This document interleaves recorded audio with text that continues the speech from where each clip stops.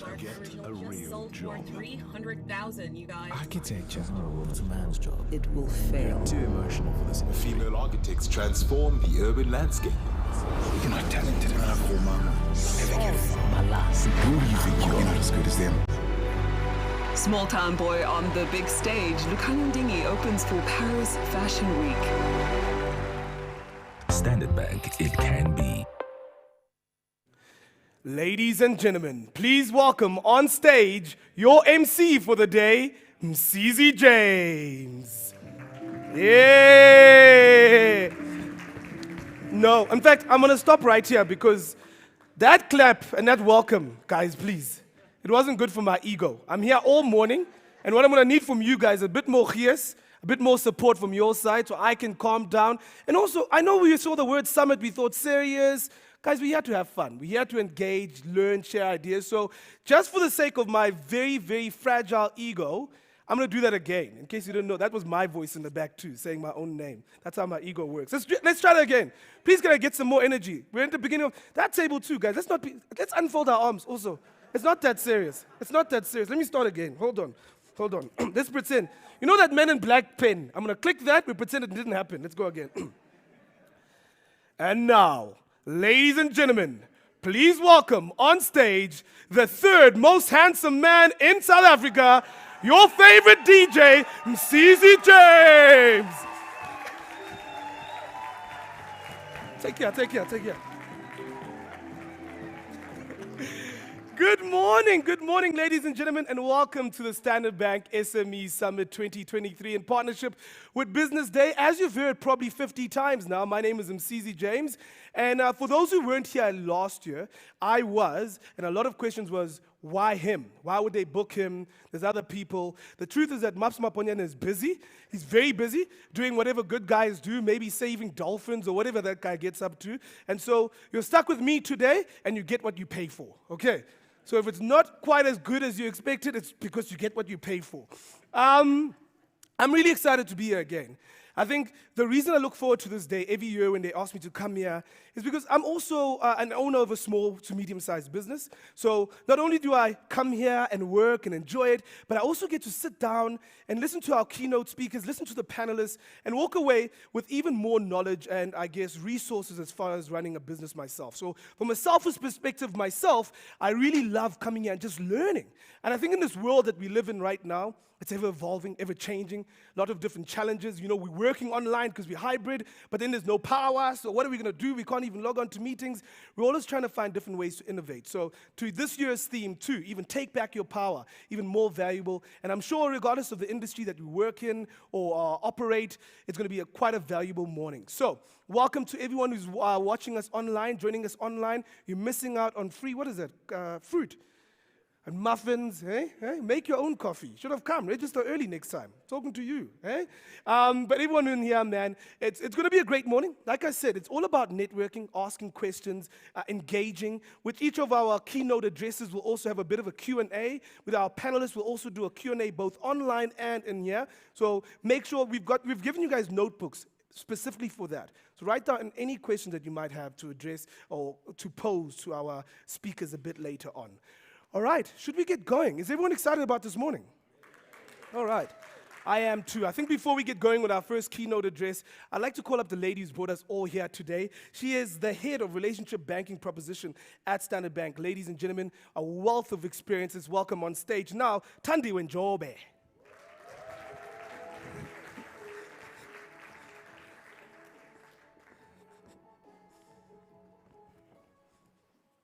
To have to move this laptop. I hope you can hear me. Good morning, and welcome to the 2023 SME Summit hosted by Standard Bank in partnership with Business Day. It is my privilege and pleasure to welcome you this morning, so I get to draw the long end of the stick. I have the easy job. But with that, I just wanted to make some opening remarks. So we'd like to firstly welcome all our partners and speakers, and most importantly, we'd like to welcome all of you, owners of your business and entrepreneurs in this South Africa. This is actually the 7th year that Standard Bank is a lead sponsor of the SME Summit, and as a bank committed to driving Africa's growth, we of course recognize the fundamental role that SMEs play in unlocking growth and broadening economic inclusion by creating jobs on which social stability and sustainable prosperity are built. I think our theme this year, Taking Back Your Power, could not be a more relevant call to action to embed the resilience that we all require to navigate through these uncertain macroeconomic times.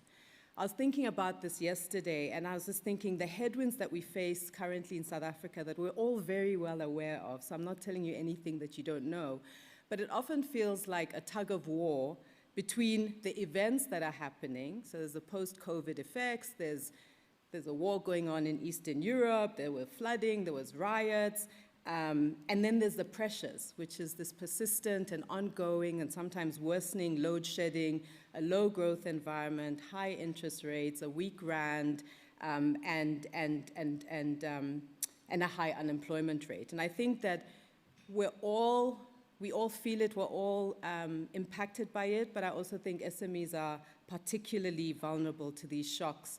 And so no doubt these things preoccupy your mind every day as you get up and you go and run your business. We are keenly aware of that.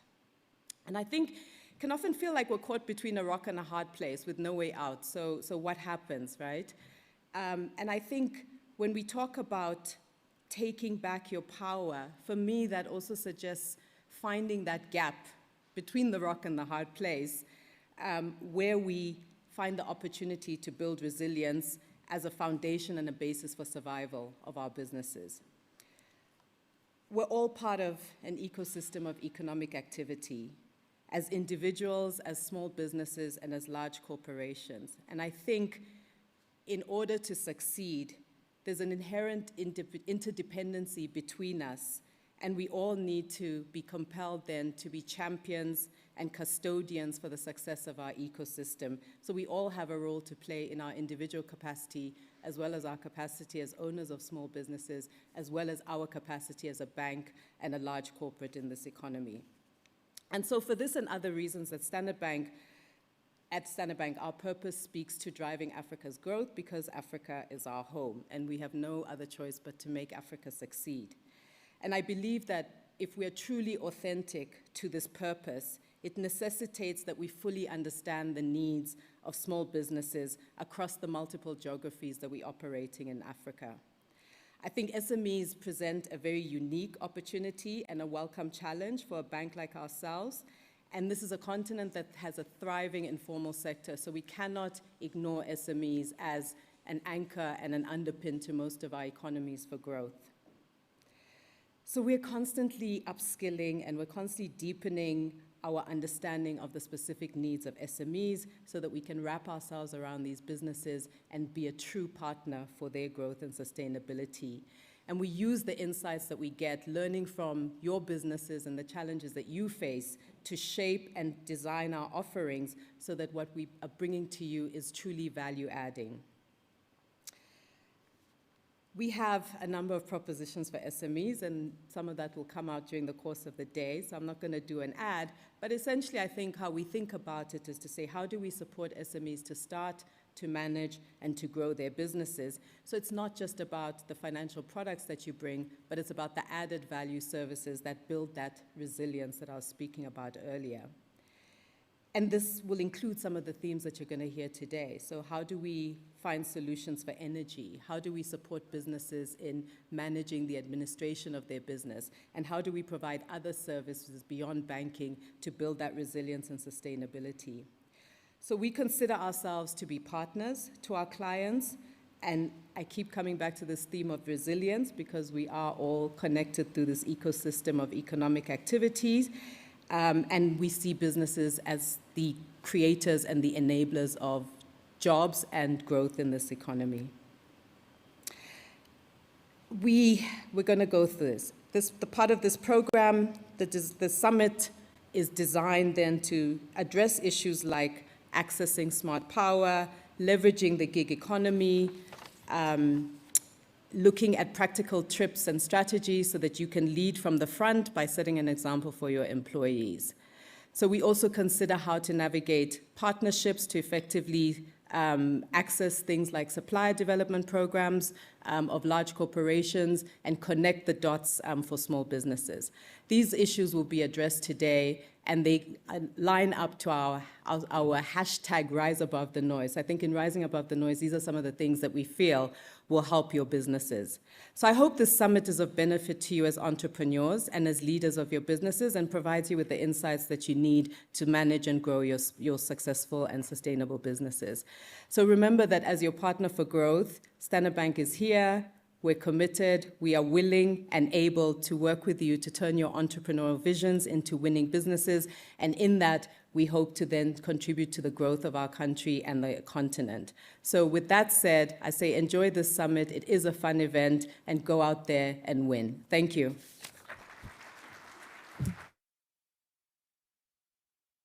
Ms. Thandiwe, thank you so much for that, and thank you for having us all here today. All right, we're going to get going with our program for the day. I know that sometimes uncertainty leaves us uneasy, so I just wanted to let everyone know what the day looks like, so you don't have to worry about that, especially our friends joining us online. We're going to have a couple of keynote addresses. In fact, coming up next, we've got a keynote address. Then we'll have a panel discussion with some experts and industry leaders, and then we'll have one final closing keynote address. Between that, we'll have some breaks, so please pace yourself when it comes to the food and drink. There will be opportunity for you to refill your cups and also refill your plates. I'm really excited about our first keynote speaker. I think a lot of us are focused on always learning new things, adding to our cachet of knowledge and information without unlearning, should I say, some bad habits and things that we've done forever that perhaps are not conducive to the future. So I'm excited that the next lady who's joining us is an expert in exactly that. She's helped big businesses around the world unlearn things in order to move forward, and hopefully you guys can walk away with some knowledge and some new tools for yourselves too. Without any further ado, please, ladies and gentlemen, welcome on stage the unlearning lady herself, Zanele Njapa.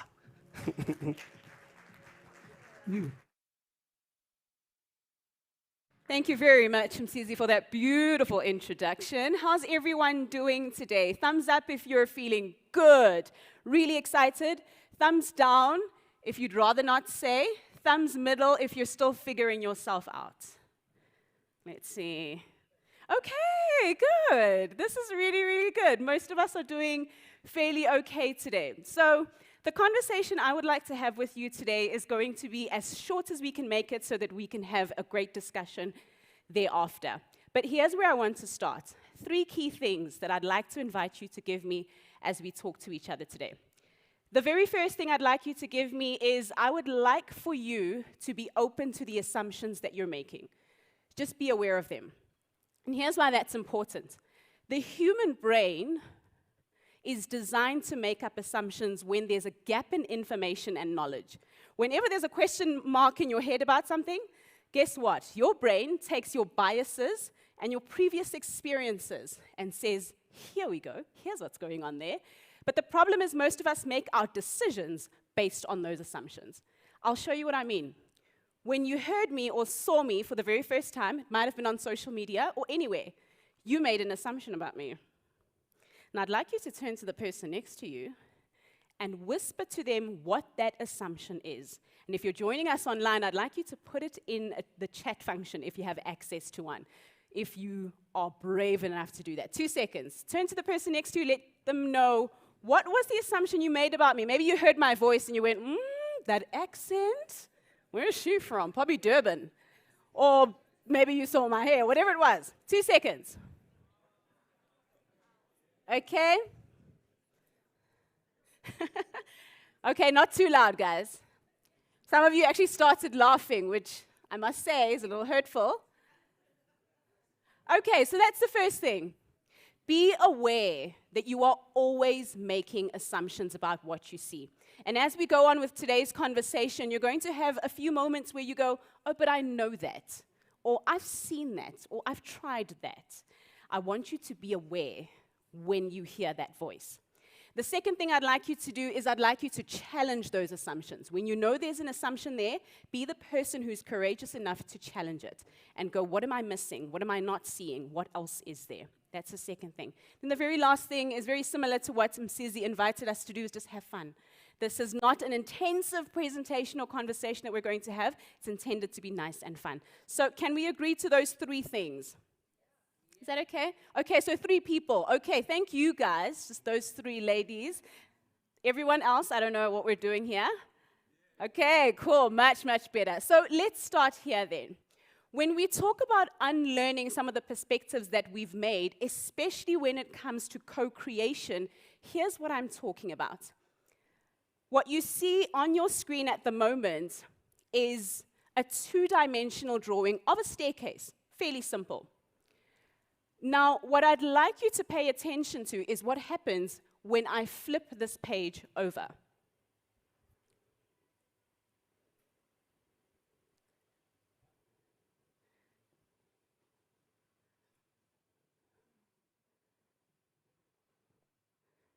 Does anyone have any idea what has just happened there? So you saw the staircase, and then I just turned the picture around, and then there was still a staircase there. Maybe let's do this, because everyone is going, Zanele, what are you playing at? Let's do the 3D version of it, so the 3-dimensional version of it. And have a look now. Exact same staircase, and then we flip it around. Now let's put a cone there, just in case someone's going, I don't quite get it. So what's going on there? We place the cone, and then we turn the staircase around, and just like that. Okay. So here's what's actually going on there, is that you and I are making assumptions about what we see. There is something in your periphery, in what you are viewing, in what you are doing consistently every day in your business that feels like it's new, that feels like you're bringing a new version of yourself to the table or to the forefront, but you're missing something. Because what you may not have noticed here is that this is actually just a 2D staircase. So basically the slant that you thought you saw in the staircase actually doesn't exist. It's flat. And when you look at it for the very first time, you make an assumption that it's there, even though it isn't. And then you get confused. So the conversation we're going to have today is about debunking the myths that we have around co-creation, that stop us from scaling and growing because we've made those assumptions and how they hold us back. So here's one way let's see, there we go, that shows itself. Anyone read the book, The Outliers? Malcolm Gladwell, a few of us have read it in the room. And what most of us are taught is that that book is all about this concept, putting in your 10,000 hours, putting in the work, being the person with the talent, being the person with the know-how. But that's actually not the point of the book. The main premise that the author is actually making is that you cannot, by any means, put in your 10,000 hours unless you have got networks and support. He even quotes the story of Bill Gates, that Bill Gates was only able to put in his 10,000 hours from school because there was a club at his primary school that brought in the latest laptop computer.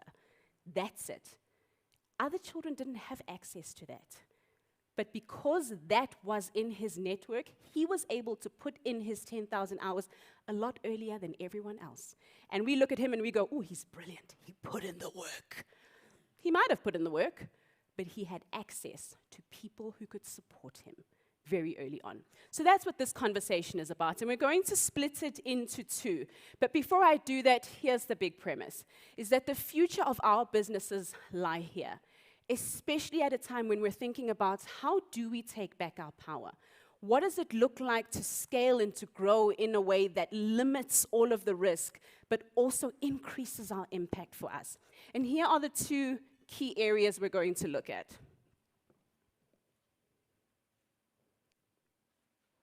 The very first one is going to be the gig economy, and then we'll also have a look at corporate partnerships to end off that as well.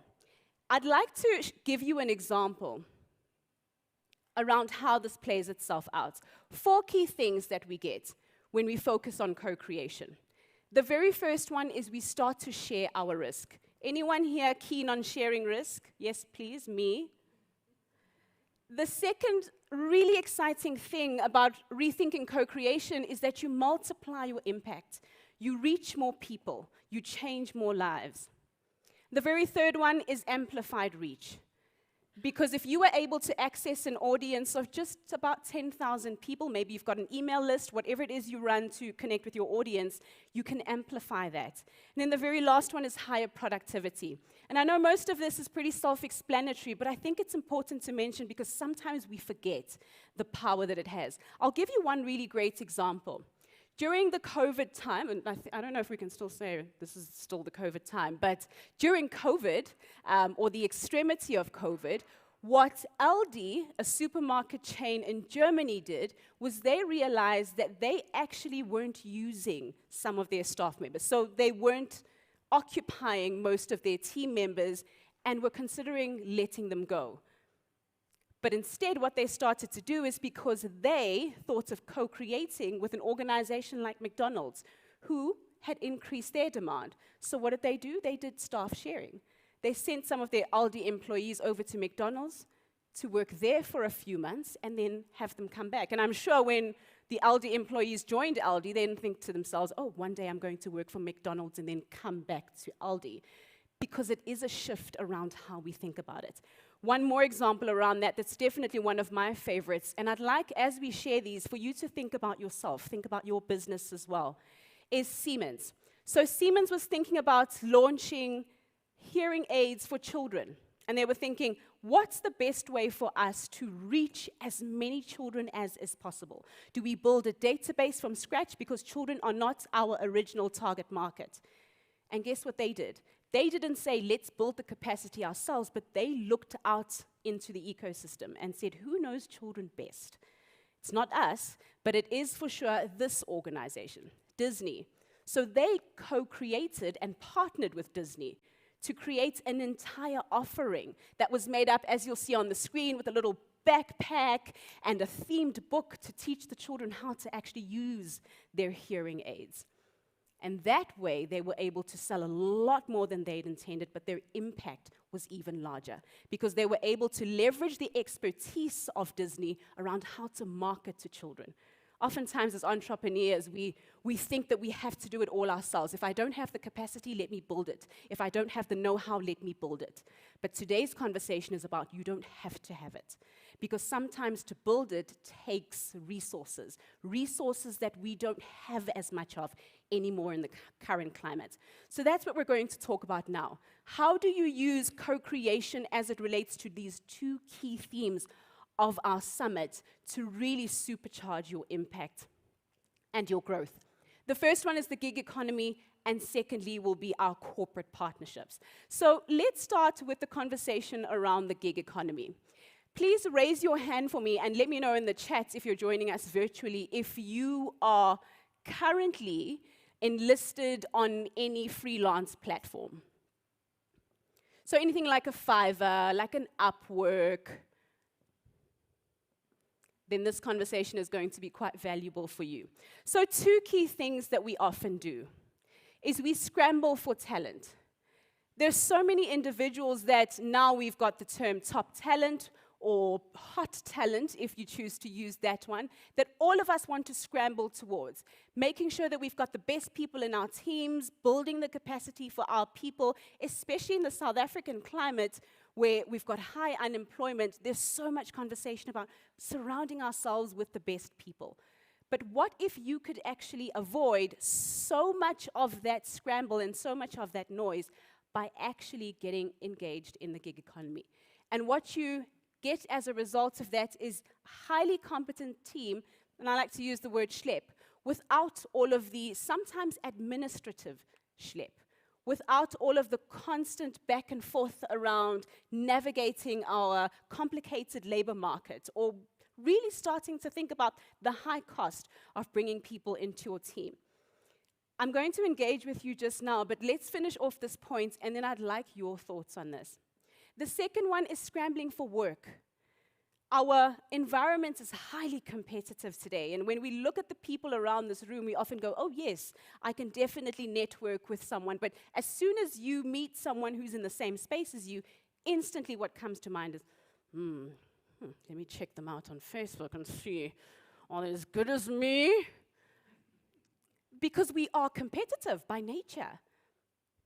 So the scramble for work also is something that we start to unlearn when we think about tapping into the gig economy, because we get access to this wide array of verified clients and customers from across the globe. So let's speak about what that looks like.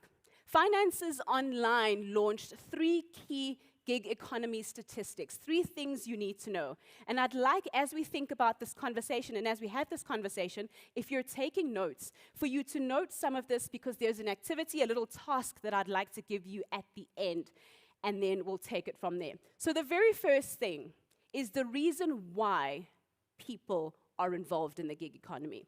This is important not just because of the people we want to bring into our teams, but also for us. How do we strategically step into the space that's made up of freelance talent from across the world that's consistently looking to co-create with us? The very first one is flexibility, this flexible scheduling that people are looking for, whether you are an employer, whether you're an employee. And by employee, I mean freelance talent that's looking to engage with a business that's looking for talent. The second one is passionate work. People want to do stuff that they are excellent at, so that falls within their zone of excellence. And this one I want you to keep in mind, because we'll come back to it. And then the very last one is personal choice. The second thing that they then found is a must know is the 3 industries that are key for freelancers, or some of the top industries that freelancers are playing in: arts and design, entertainment, and then construction. And now that's not to say that whatever industry you fall in is not necessarily a buzz industry or is not necessarily growing per se, but these are some of the key industries that are showing up from 2021 onwards that are in high demand. And then the very last one is countries with the highest gig work participation amongst its workers. I didn't expect, when I saw this for the first time, for Brazil to be up there, but I thought that that was really interesting. I would have thought the US was going to be right up at the top. But Brazil, the United States, and the United Kingdom. The reason why I share this is because as you expand, as you grow, you want to be thinking about the type of people you want to bring in your business. Where is your top talent based in the world? Because the walls have come down. And that's one of the things that we learn through the gig economy. We start to understand that co-creation is possible across the board. You now need to come back to what it is you need for the growth of your business, and then take things from there. Now, when we talk about freelance platforms, they differ in 2 key ways. The very first one, and we won't go into detail here, but the big idea is that if it's open, you can engage directly with talent. You can engage directly with clients. And when it's closed, there's almost a middle intervener that's connecting you and the client. Think of them almost as a recruiter, for example. Now, here's where I want to talk to you. Which of these 3 have you heard of? Hand up if you've heard of ElevateX. And basically what they are is they are a freelancing platform or a gig work platform specifically for tech employers and tech clients, but also tech freelancers. So if you, for example, offer consultation around maybe SAT, and that's your SAP, and that's your particular niche, then you can go onto ElevateX and find someone who is looking for your particular expertise, or the other way around. Anyone heard of that one? Second one is Fiverr. A little bit more popular, especially in South Africa. Perfect, thank you. Quite a few of us are at that table. Is that why you guys are sitting together? No? No? So here's the interesting thing about Fiverr. Fiverr is actually one of the most low-cost platforms for freelancers. Anyone can sign up, any business can sign up, but that's the problem, is that because there is such a low threshold for entrance into that space, you do need to just do your own vetting here and there. easily accessible, but you also get verified clients on there that are looking for freelancers, looking for gig workers, looking for businesses like yours to collaborate with on a consistent basis. And then the very last one is Upwork. Similar to Fiverr, anyone worked on or anyone heard of Upwork? Just raise your hand. 1, 2, 3. 3, perfect. And then Upwork, a little bit more upmarket, but also really, really large. One of the largest, actually, platforms that just is a bit of a switch up from Fiverr.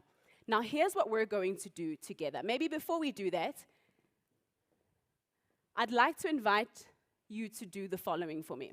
Before we write down our notes around our task, I'd like you to take 2 seconds to stand for me. And no one likes the speaker who makes them stand. I get it, but I'm not trying to be liked, so I'm just going to get you to stand. Please stand for me for 2 seconds. And if you're joining us online, wherever you are at home, if you're in the car, please don't stand. If you're somewhere comfortable, then you can. All right, here's what we're going to do. I'd like you, if you have access to your right hand, to raise it for me. And then you're going to draw the number 6 in the air, about 4 or 5 times until you feel fairly comfortable doing that. And then you may stop once you've done that, and you can put your arm down. The second thing you're going to do is you're going to use the opposite foot. So if you used your right hand, you're going to use your left foot. And you're going to draw the number 8 on the ground, if you have access to your left foot, of course. You don't have to raise your foot unless you want to turn this into a workout as well. Then you can lift your foot, but you can keep it on the carpet. You can keep your foot on the carpet. Draw the number 8 on the carpet 4 or 5 times as well until you feel like you're feeling fairly comfortable doing that. Okay, then you can stop.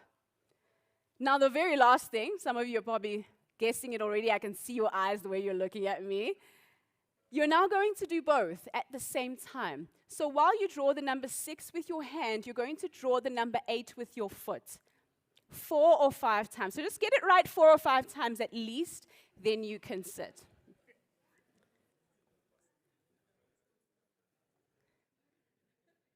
Don't give up so easily. Okay, you may sit. I can see the looks of frustration. And let me know in the comments section how that went for you. Someone in the front here said, sorry, what's your name, sir? May I please have your name? Vincent. Vincent said, it's not possible. But here's the interesting, I'm sorry, Vincent, you're probably going, ish, now everyone knows that I'm a pessimist.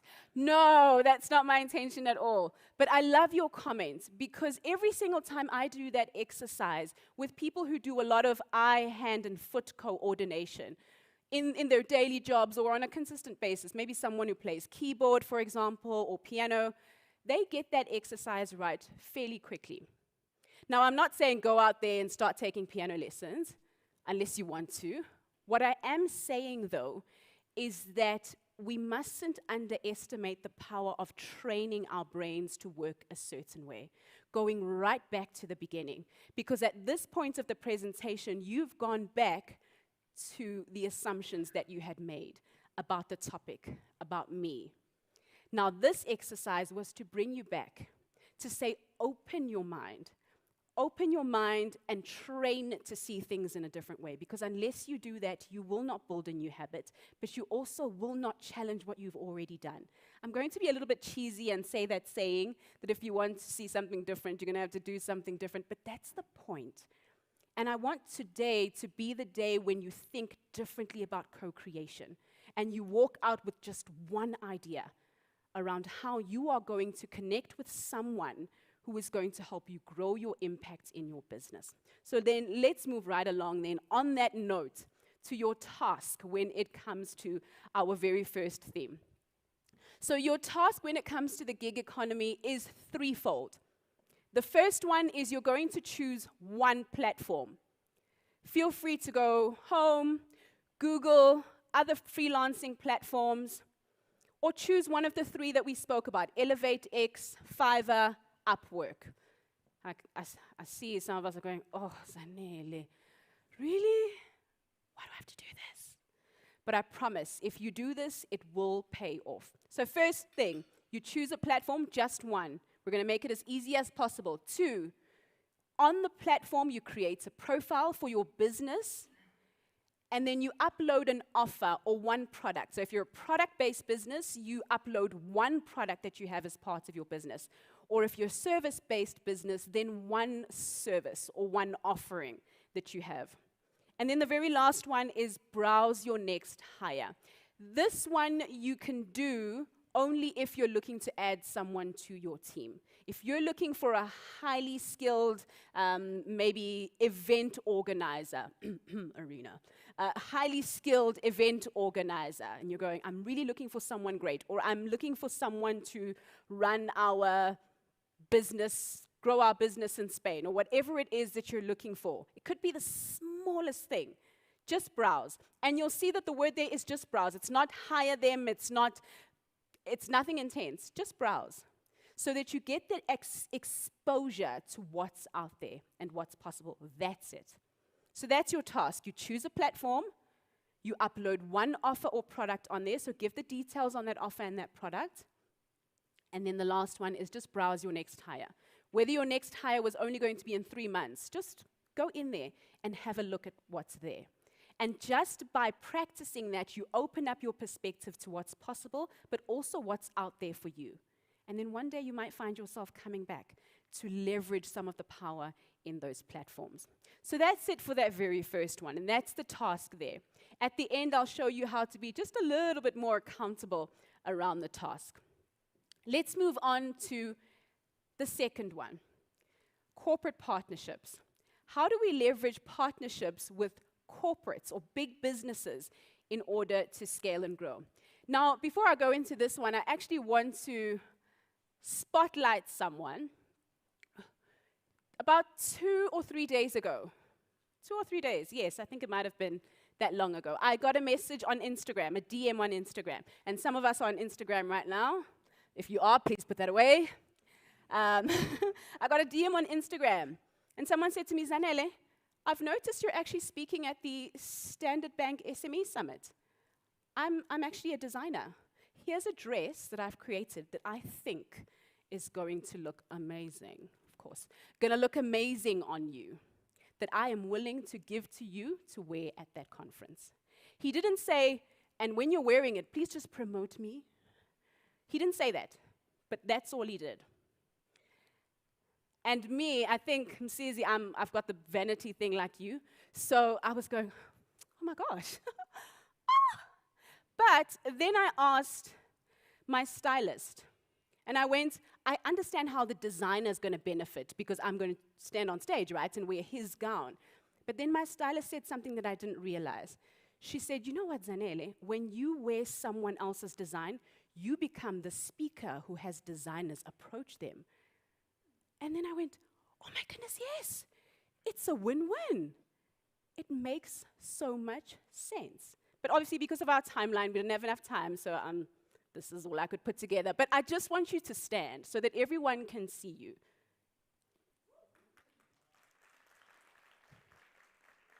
So that exact same principle is what we're going to speak about now. Same thing we've been talking about, but you're going to see how it applies when it comes to corporate partnerships. Because oftentimes we can look at individuals or we can look at big businesses with intimidation. Yes, with a desire to partner, with a desire to grow our impact, but then there is a bit of intimidation that's involved as well. And now we're going to speak about just how open the doors actually are. One of the best examples that I absolutely adore is a commitment that Unilever made.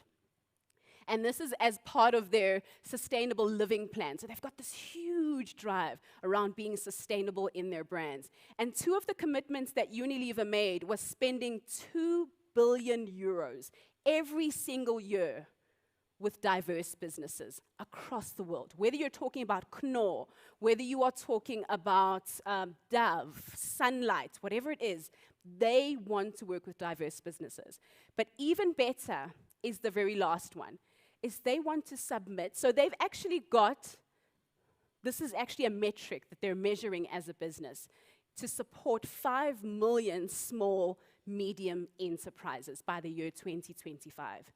And yet some of us will sit in a room like this and go, Unilever, I don't know, hey? But when Unilever sits in their conversations, they're going, where are they?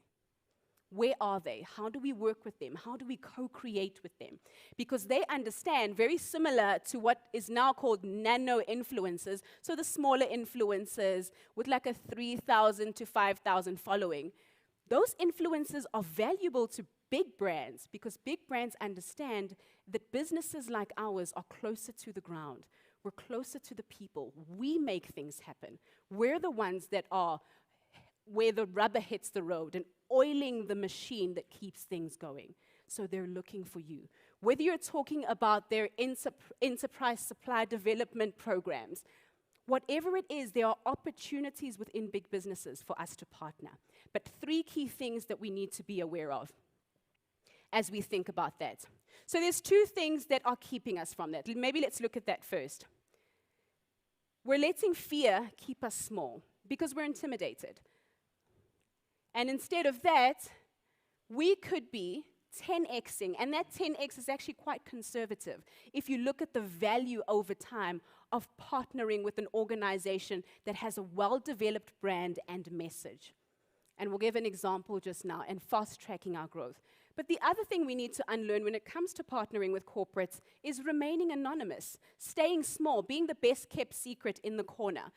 I run my business really well with my 16 staff members. Everyone knows what they're doing. We operate in Gauteng. This is what we do. Don't rock the boat. This is us.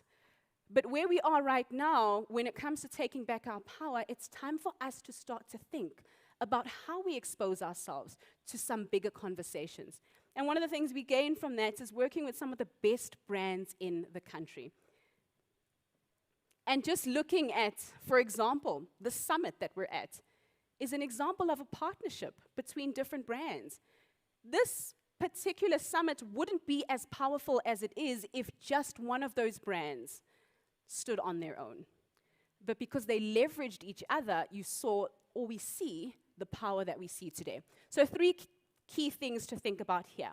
The first one is, why should they listen to you? So as you start to think about your corporate strategy, or maybe your corporate co-creation strategy in your business, that's the first thing you need to ask yourself. Why should they listen to you? What is the value that you are creating or that you are offering that appeals to them? Think about my conversation with, is it Wesley? Think about my conversation with Wesley. Being very intentional because he understands that when he approaches me, I will become the speaker who wears designer clothes because that's a value that I hold. So understanding what the value is that they are looking for. So why should they listen to you? The second question then is, who should you speak to? Is it a particular department within the organization? Is it a particular decision maker that you have access to? Is there a particular program, like the ESD program that we spoke about a little bit earlier on, that you have to approach, or do you have to get onto the vendor list? What is it that you have to do logistically to start to create that partnership? And then the very last one is, what do they need? Are there any logistical T's that you need to cross and I's that you need to dot? What are they, and how do you get going with those and making them happen? I'm going to end off with an example around how these 3 come together around my own business, because I think that that's one of the ways that I can make it real for myself and for you as well. One of the things that we are working on currently is creating, this is not us, I found this on YouTube.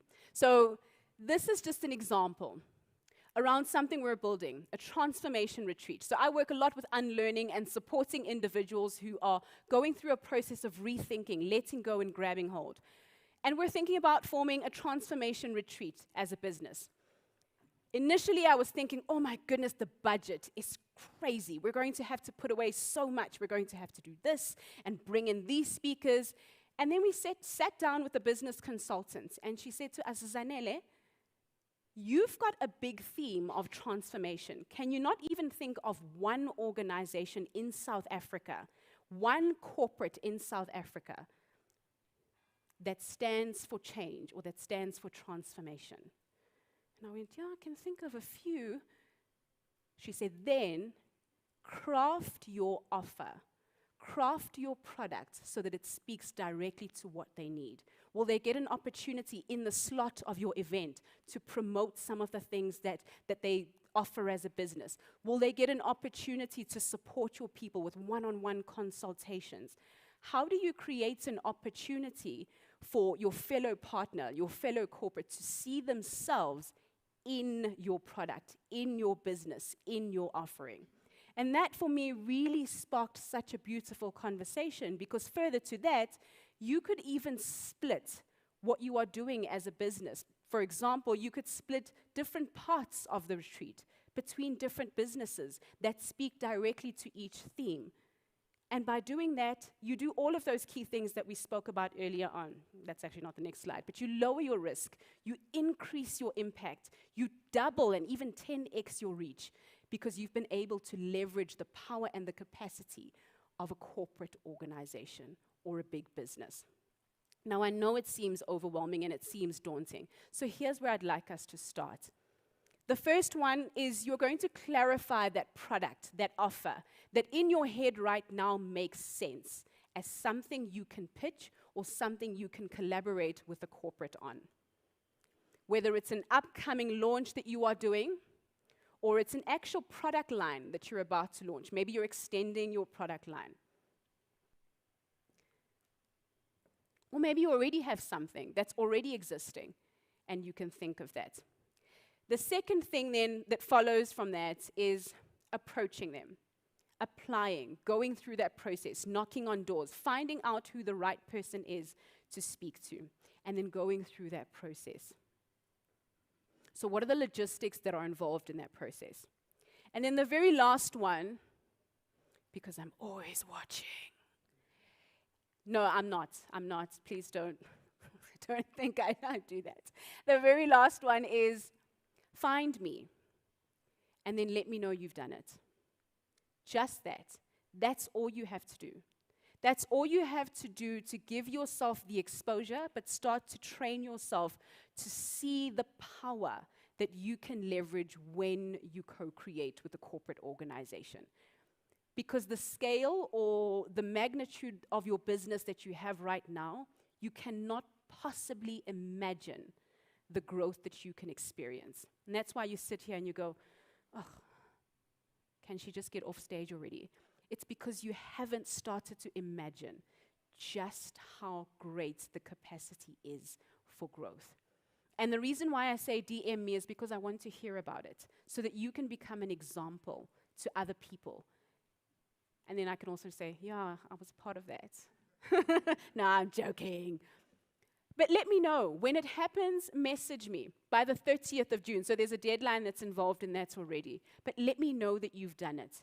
And I'm happy to support you as you go on with the rest of that journey. If I know who the person responsible is at X organization, I will send you their email. I will connect you. Because that's what makes things happen. If you're going to be the person that sits in the corner and says, I'm going to hope, and I'm going to put out my I use crystals all the time, but I also couple them with work and co-creation. And that's the big idea. So as I close off, I want to just make sure that this is what we're thinking about. So what is your goal?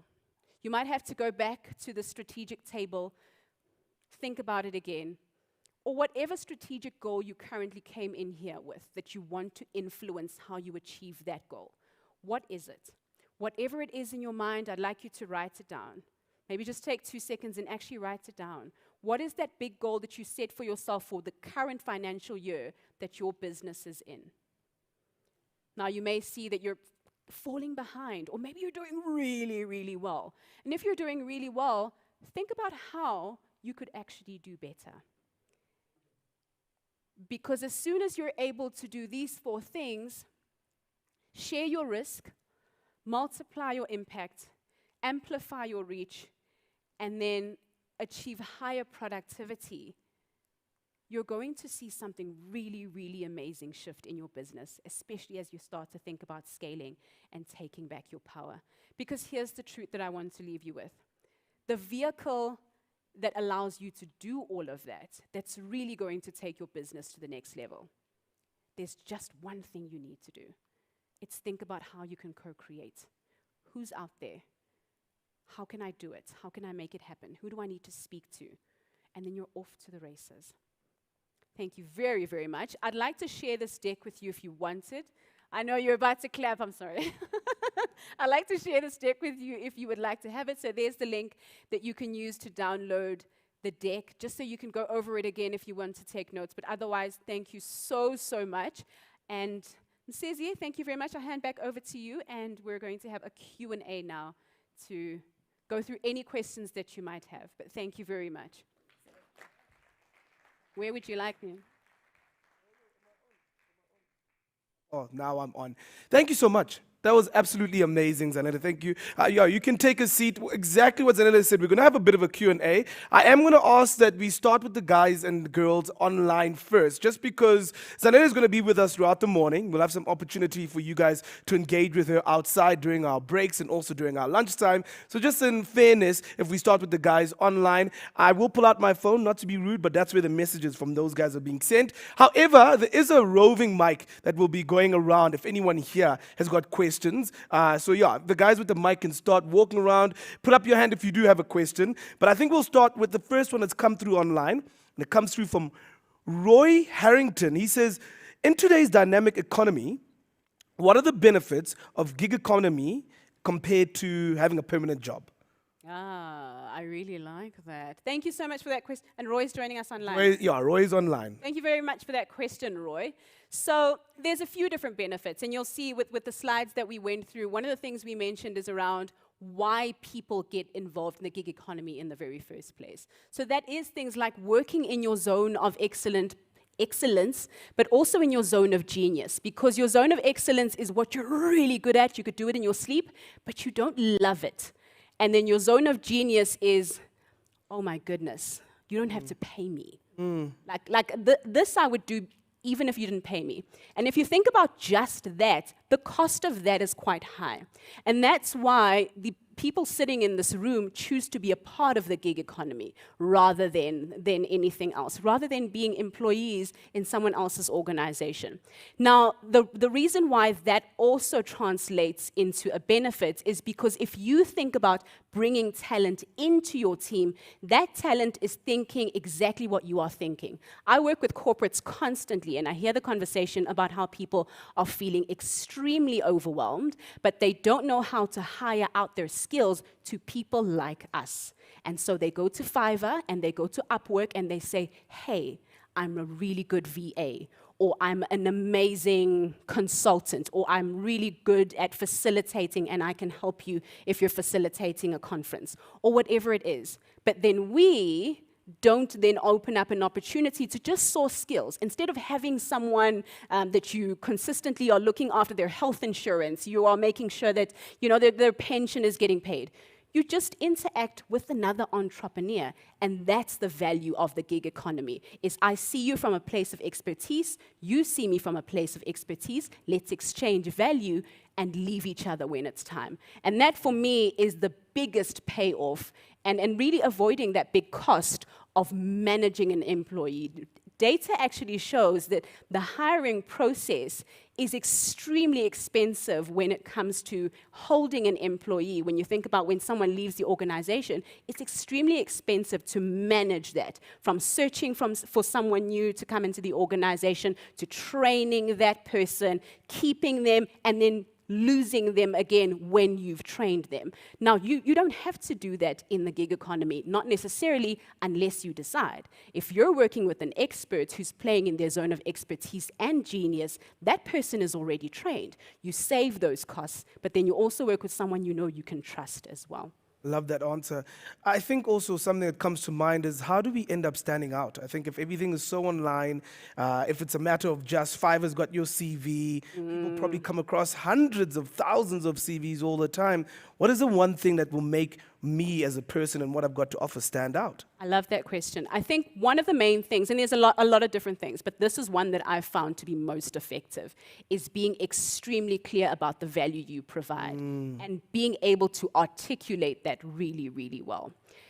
And then also standing in that value and not swaying. So sometimes you get a client who will say, can you also work on this platform? And maybe that's not the platform that you play in. You'll go, yeah, sure, I'll do that for you, of course. And you go and you Google it on the side, and then you come back and you work with that client. But the true value in how you stand out is hammering on that one area, being really clear that if you're looking for someone who works with this particular software, I'm your person. There's this quote that maybe I'll close off the answer on by, I think it's Jet Li, who says, I'm not afraid of the person who's practiced 10,000 kicks. I'm scared of the person who's practiced one kick 10,000 times, because that's the person who I know. If I say, I want that kick, no one else is going to give it to me like you. And I think that that's the one thing we can stand on, is just being really good at doing one particular thing. Yes, we can branch off and have, sow our oats. Okay, maybe not sow our oats, but just have different area of expertise here and there. But that I find is a real superpower. I love that. I never thought I'd be getting Jet Li quotes on a Wednesday morning, hey? At a business summit, no gat. Anyway, we move on. Are there any questions out there? If you've got a question, if you don't mind picking up your hand, then we'll get the mic. I see somebody at the back there with a question while I go through some of the online ones too. Do I just ask? Yeah, we can hear you. Hi, my name is Evan. I come from Vumba Foundation. My question is, I see the gig work. It's a good way for clients to actually hire. But looking at the economy of South Africa, where you have a lot of unemployment and a lack of opportunities to actually train or get projects. So my question is around how then do we counter unemployment? If you look at the statistic, it says Brazil, United States, and the UK, I think China, India should have been there. So when I'm looking for a talent, I don't see most of South Africans. I usually see people outside of the country. So then how then do we balance that? That's my question. That's a beautiful question. So I think the first part of it is learning to seek talent for what the talent has to offer. Now, I'm not saying that South African talent is not valuable, and I'll come back to that part of the question. Because I think oftentimes as business owners, we make the assumption or we have a strong preference for our beautiful South African talent. And that's amazing. I love that. And I work with South African talent, make that balance so that you do still support the growth of the South African gig economy, but also you do the same. And now I'm not saying when you're looking for expertise, it's not going to come from a South African. So if you want a South African that's an expert, then look specifically for a South African that's an expert, because that's what you want. So I think that the big distinction we need to make there is what is it that you're looking for? What's the best way to achieve it? And then also, what are your other goals? Maybe goals like your empowerment, goals like CSI, CSR, or whatever it is that's on the side to that. And how do you do both? Does that make sense? All right. I think in the interest of time, I'll take another one from online. Danielle saying, this is a very good question because, of course, we know that a big part of our country's economy is the hospitality industry. So today's talk in general and the gig economy in general, she wants to know, how does this apply to restaurants? In what sense? Was she specific at all? Not at all. I guess she's, don't forgive me for assuming, Danielle, but I guess as far as the gig economy is concerned, how does that apply to jobs such as hospitality that require people really to be there on the ground? Sure. So now when we think about hospitality, that's extremely broad. So I don't know what you're running, Danielle. You might be running a restaurant, maybe your hotel. There's a lot that's going on there. When we think about that landscape, we're talking about a range of different categories of talent. So you've got individuals that do what we call knowledge work that doesn't need you to be on site, knowledge work that you can do from your laptop at home. But then we've also got individuals that come into work, but then you've also got your suppliers who supply fresh produce, for example, if you're running a business. So I think understanding what your key categories of talent are, or your key categories around what your or who your business works with, and then going from there. And one of the things that you want to think about, especially, are are your knowledge workers? If I want to employ South Africans, because maybe it's easier for everyone to travel to work, especially if I'm thinking about my hotel staff, then you can specify around that. But don't limit yourself in terms of your strategic partners, people who can do some of your thinking work, people who can help you create the future around the business, people who can do some of your bigger level thinking, and other conversations within your business, your social media, your marketing, your sales strategy. Those are all, almost think about it as sourcing someone's brain when it comes to knowledge work. So I want you to just expand and think about that conversation around those key talent areas. Who are the people that you can start with what you're looking for? So is it people, is it knowledge workers, and then specifically which ones? What do I want from them? How do I measure that? What do I need those people to look like? Where do I need them to be? And then taking it from there. Well, ladies and gentlemen, her DMs are open, but just for business, guys. Just for business. Zanele, thank you so much for joining us. She is the unlearning lady. Let's give her one more round of applause. Thank you so much. Thank you. As mentioned, Zanele is still here with us throughout the morning. So when we take our break just now, please feel free to engage, ask more questions if you're in the building. And if you are online, like I said, DMs are open. So ask away. She's a wealth of knowledge and willing to share it with you. We move on. Before we move on, everyone still feeling good? Still feeling amped for the day? Please make sure you eat the fruit, eh? Eat the fruit. I see all the muffins are going, but the fruit is still there. Be healthy. Also, good source of energy. I'm going to call up our panel now. We're going to have a bit of a panel discussion. And I encourage you once again, throughout the panel discussion, make sure that you're taking notes, just so if you have any questions afterwards, you can pose them to our panel of experts and industry leaders. They are joining us both virtually. Hey, look at that, the gig economy. Both virtually, but also joining us in person, some of them. Let me start off with the people who are joining us virtually. We are joined today by the Head of Business Intelligence and Public Relations for Home Energy. It's Matthew Cruz. He is somewhere out there. Oh, okay, there's all of our pictures up there. Also, the co-founders of Arian Power, both Alan Gee and Brian Khadisi, will also be joining us virtually. But joining us in the building, she is the founder and CEO, forward thinker, and a future thinker, because wait until you find out when she came up with this whole idea. Sarah Collins is joining us of Wonder Bag. Thank you so much, Sarah. Also from Standard Bank, the head of Natural Resources, Barry Diacha. Thank you so much for joining us too, Barry. If you guys don't mind taking a seat, let's give them a round of applause as they make their way up. I see that you brought one of your products with you. Oh, I forgot it. No, don't worry. Thank you so Thank much. you, Janelle. Because I think this is so valuable to have it up here so we can also take a look as we talk through them just now. And then, gentlemen, thank you for joining us virtually too. We appreciate you guys making the time this morning. A lot to go through. Of course, the topic of today's discussion and, of course, the whole theme of today's summit is taking back your power. So many different meanings with that. There's some actual literal meanings which we'll get into too. I think just because you guys are here, we'll start with you guys, eh? We'll start with you, Barry. Let's talk more about Standard Bank's involvement, but also as it pertains to businesses. We know that both corporates and small businesses throughout the country and throughout different sectors of business have been affected by the ongoing power cuts and the crisis of power we have in this country.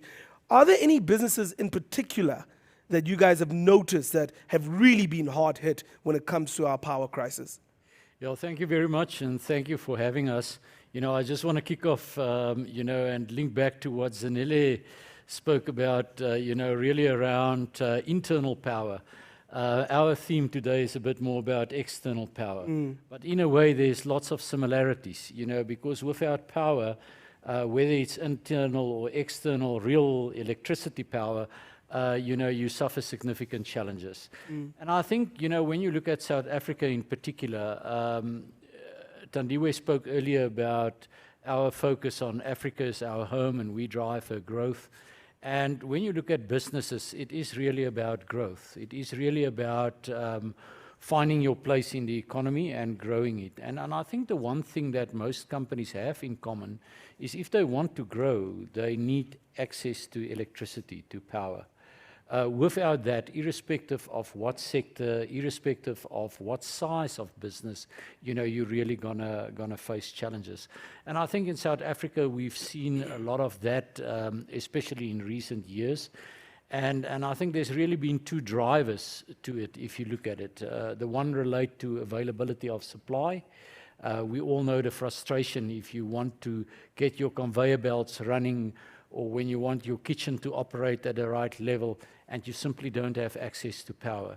So that's the one part. But with that, unfortunately, also came a second challenge that really relates to the cost of electricity. We've seen significant increases in tariffs. I mean, we've just heard the announcement of another 18%, coming our way.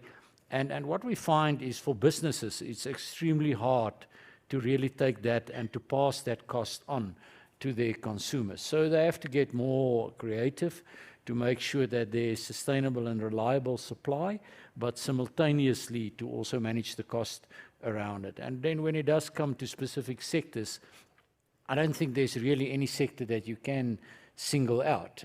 But when you look at manufacturers, when you look at owners of property, people in the services industry, and even a sector like the agricultural sector, where you've got producer of value on a farm, but ultimately you've got a consumer like us who wants to buy the product from the shop, and there's a value chain that runs along. So whether it's about food processing, whether it's about transport, you still need your workshops to operate everything, and you need a cold chain that need to be maintained in the process. And wherever you've got either cooling or heat, it does increase your demand for power. That makes sense. And I think also what we realize with South African businesses is that to a great degree, we've had to be a lot more resilient than a lot of our counterparts, continually being resilient. And we see all these doom and gloom stats in the media about businesses being shut down and can't cope. And that's very real. But at the same time, because of the resilience of SMEs and corporates around the country, we also see people adapt, change the way that they do business. And I wonder, in this whole power crisis that we've been having, have there been any sort of opportunities that have emerged? Have you seen certain businesses emerging but also thriving or doing well throughout this process? Yeah, absolutely so. I mean, if you look at the electricity sector in South Africa, a couple of years ago, it was all about utilities and service providers supplying into Eskom, our utility, and other utilities on the continent.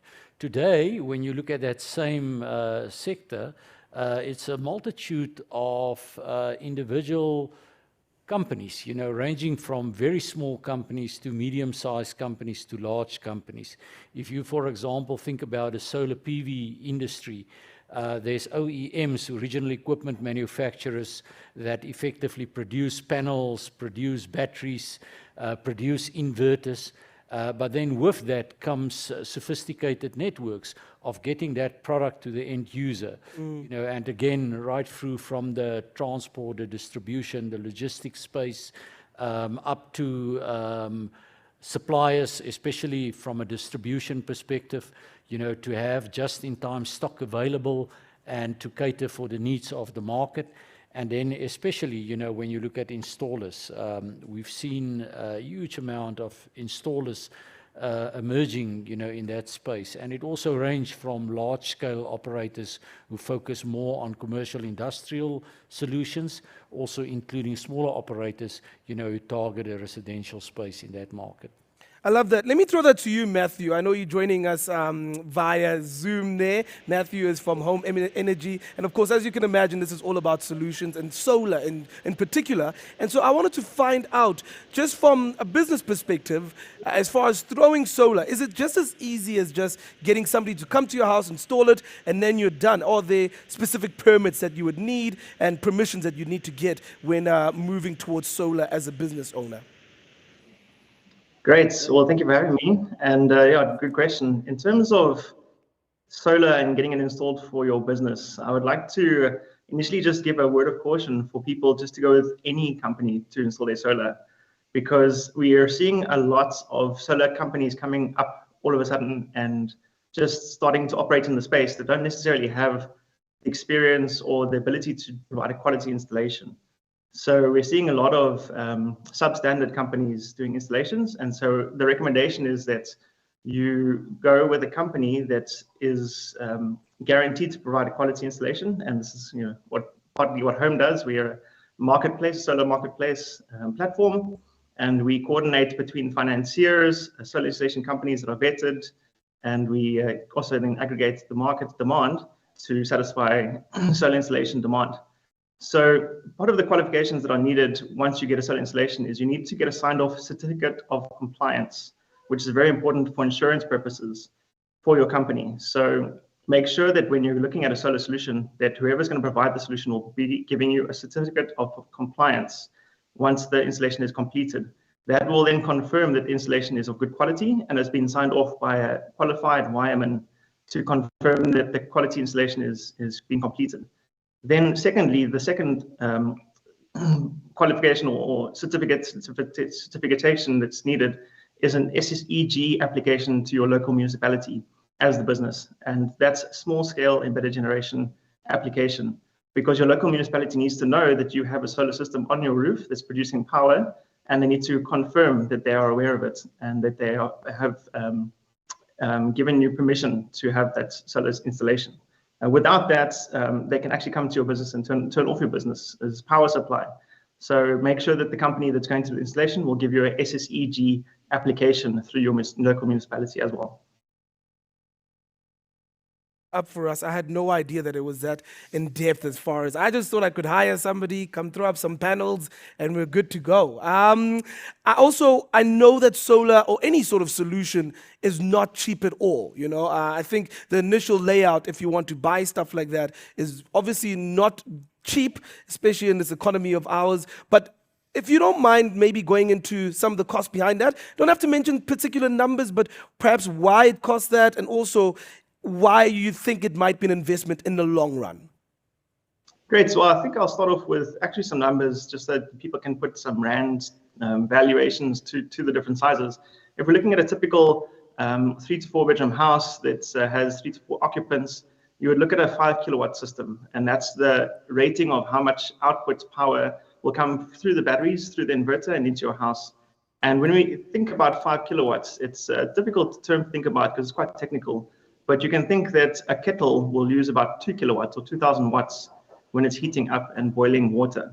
So you can have 2.5 kettles in total on at your house, and that'll be a 5 kilowatt system. And typically a good quality tier 1 5 kilowatt system would be in the valuation of between 130,000 Rand to 150,000 Rand, depending.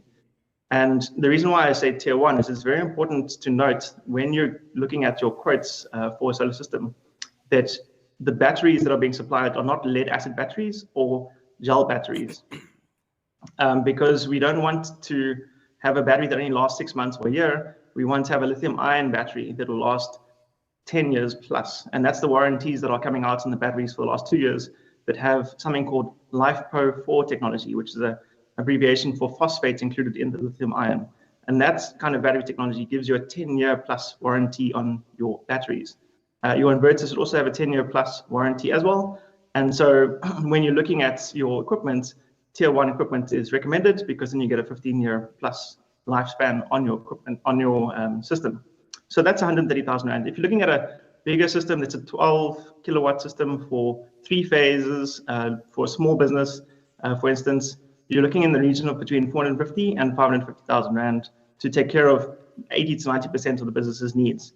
And thankfully, that can be actually financed through, Standard Bank's offering finance in different ways at the moment, and exciting new financial products are coming up from Standard Bank as well. So there's financing available for that, so that you can actually, from day one, almost meet your finance repayments with your savings that you're getting from your electricity that you're no longer needing to give to Eskom, which is significant because next year the price is going up again of electricity, and your overall return on investment is about 5 years on any capital that you put down on a system that lasts 15 years. So you're actually getting about 4 to 5 times your money back for putting capital down on any kind of solar system. Okay, that takes care of the question of the investment part too. I like that. I like that a lot. Now, Sarah, we were chatting just now off stage about your lovely product and how I was scouring your website last night, and just it's so impressive. And I think what impresses me the most about it is that load shedding seems to be such a recent thing as far as how much of it we're getting, but you were forward thinking back in 2008 when load shedding was kind of starting out back then about this product. Do you mind firstly telling us what Wonder Bag is and why you came up with this innovation? Thank you. So first of all, I want to just make clear that I'm not sitting here as a Wonder Bag saleswoman. But to understand my background, I grew up in apartheid South Africa. I grew up in a very patriarchal home. So boys came first, and obviously apartheid was something that I was immediately allergic to the minute I could understand it. So I suppose from the age of 8, I became an economic freedom fighter or an equality activist, for want of a better word. I get the red pants now, eh? The economic freedom fighter is in you. Absolutely, they're warm for a person. I'm glad you noticed them. The bravest thing I've ever done is my red pants. Anyway, just quickly, so my life has been defined about how do I make an impact, an economic impact in the home of women across Africa. So I've spent 3 decades working in different social entrepreneurial opportunities. In fact, one of my businesses is called Take Back the Future. So it's very telling for today's. But one of the big challenges I had, and it was a global challenge, is that half of humanity still eat off open fires. People don't know this, but indoor air pollution-related diseases is the biggest killer in the world, more than AIDS, malaria combined, and women spend 5 hours cooking over fires, girls collect the firewood, the boys go to school, and this, I believe, entrepreneurs are here to solve the greatest challenges that the world faces. So I was looking for a clean cooking solution that would change that status of Gogo Dlamini's home. Now, I did not invent heat retention cooking. It's an age-old technology. Many of you will remember it, or you may remember it from your parents, as a box with cushions, which Bridget Oppenheimer drove, called Woman for Peace. I remembered that from my grandmother. And in the load shedding of 2008, while I was pondering how do I support women cooking over fires, I don't like eating in restaurants at night. I finish using all my words by 6 o'clock and that's it. And at load shedding, we had to keep going to restaurants. And I thought, no, there's got to be a different way. So the Wonder Bag came into being, and it is a portable, non-electric cooker. Very simple. You bring your food to the boil for 10 minutes. You put the pot inside the bag with the lid on, and you close it, and you do not use any more electricity. So that's what the Wonder Bag is. But I want to turn to Zanele. And Zanele, you said we needed to talk about our big goals. My big goal, I want to tell you today, is to get 2 bags into 2.5 million homes in South Africa in the coming months. And that would mean that we would reduce load shedding by a stage. That's power. So we are not talking about inverters. We are not talking about solar. Those are out of the league of the common person.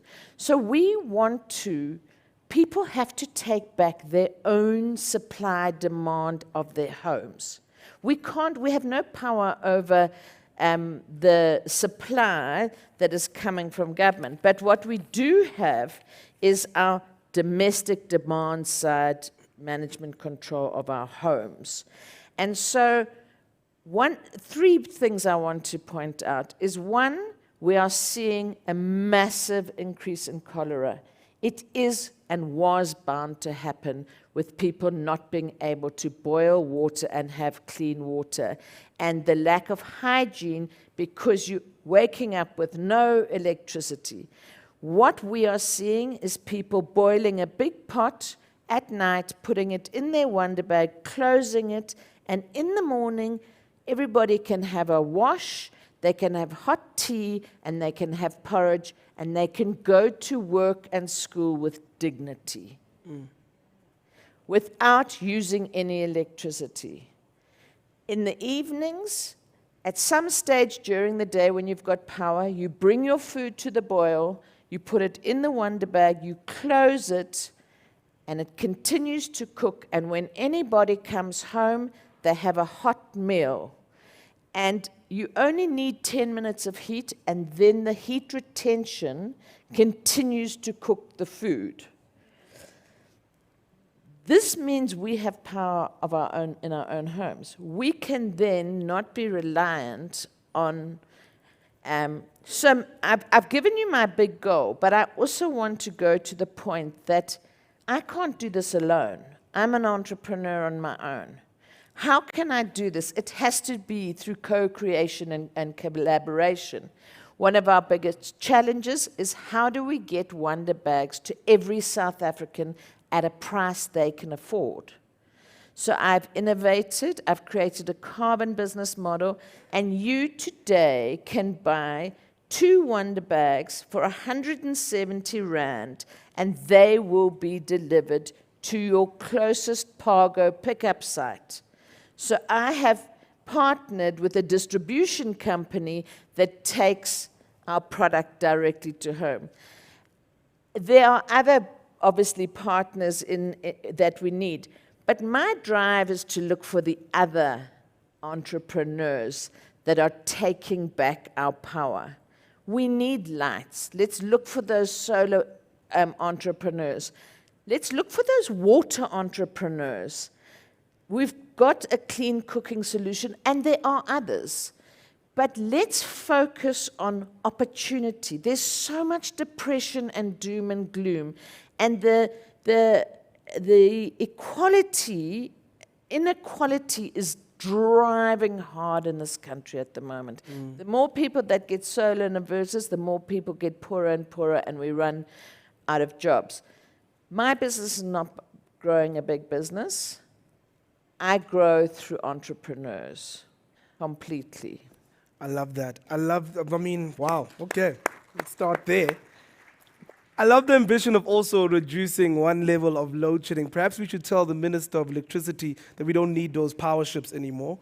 We'll just use Wonder Bag. You can invite me to a meeting with Gwede Mantashe. Perfect. Let's have a conversation. I'm on it. Also supplying different solutions as far as load shedding and power is concerned. We're blessed to be joined by Alan and Brian. Brian, let's start with you, my brother, and let's talk about. We're talking about price point now, of course, getting products to people at a price that they can afford. How do you guys there at Arian Power go about determining an appropriate price point for some of the devices? Maybe also before you tell us that, maybe talk more about who Arian Power is and what you guys actually supply for those who don't know. Okay, so Arian Power is a business that was started in 2020. It was a group of, we were students, and we were in the peak of lockdown at the time. Load shedding had just made a serious comeback, and one of the things that we struggled the most with was staying connected so we could complete our task while being thrusted into a completely online learning application that we weren't used to at the time. So we wanted to solve the problem of staying connected in the time where you didn't have electricity, and while still making sure that that solution is as accessible as possible, because we were students, so we were really budget constrained, and we wanted to create something that we would be able to afford ourselves. So one of the main things that went into developing one of our most popular products, which is the Y-Box. It's a UPS device that is basically connected to your Wi-Fi router, fiber modem, your POV satellite if you have one, that keeps you connected and keeps those devices powered for up to 8 hours, even more if you do use the version with our lithium iron phosphate batteries. And we tried to make a device that would enable anyone who would be working remotely at the time. This could be people who are working in corporate who couldn't go to the office. These are people who are working digitally. These are students who are learning remotely, both high school, university, and so on. So when we were pricing our device, we tried to make a value proposition and a solution that would be accessible at a price point that would still keep all your essentials up and running and everything powered without actually breaking the bank. Thank you so much, my brother. I guess also with such a competitive market in this area now, how do you guys set you guys selves apart, should I say? Okay, so one of the things that we tried to set ourselves apart with was the design of our products. So I'll give you an example with the Wirebox. The Wirebox is designed very modularly. So unlike most of the products that you may see on the market, when the battery dies out, you have to chuck out the entire unit. So that's a lot of e-waste to start with. With our device, we've designed it in a way where you can upgrade the battery technology. So starting off, people would have had lead acid batteries installed into the units, but as time and technology became more accessible with different battery tech, then you could upgrade it to a lithium iron phosphate battery, for example, without having to discard the whole unit. It is also designed in a way that makes it fairly easy to install. We've had customers who are going into their 80s that are able to install this device fairly easily, and trying to make it as simple as possible to use and as straightforward as possible to install, while being able to cater for as many different setup configurations across the market. 80 is the new 20, I'll tell you that much, Brian. I'll tell you that much. You know, when times are tough or things are looking quite difficult, we often turn to the bank for assistance, for partnership, to maybe throw solutions our way. How can we get around this whole problem? What are some of the solutions or ways that Standard Bank has partnered with their clients and individuals in general as far as alleviating some of the pressures that come with not having power? Yeah, thank you very much for that question. You know, that's a very valid question, because in the end we want to have a solution mode, or go into solution mode and try and find solutions to the real challenges and so on.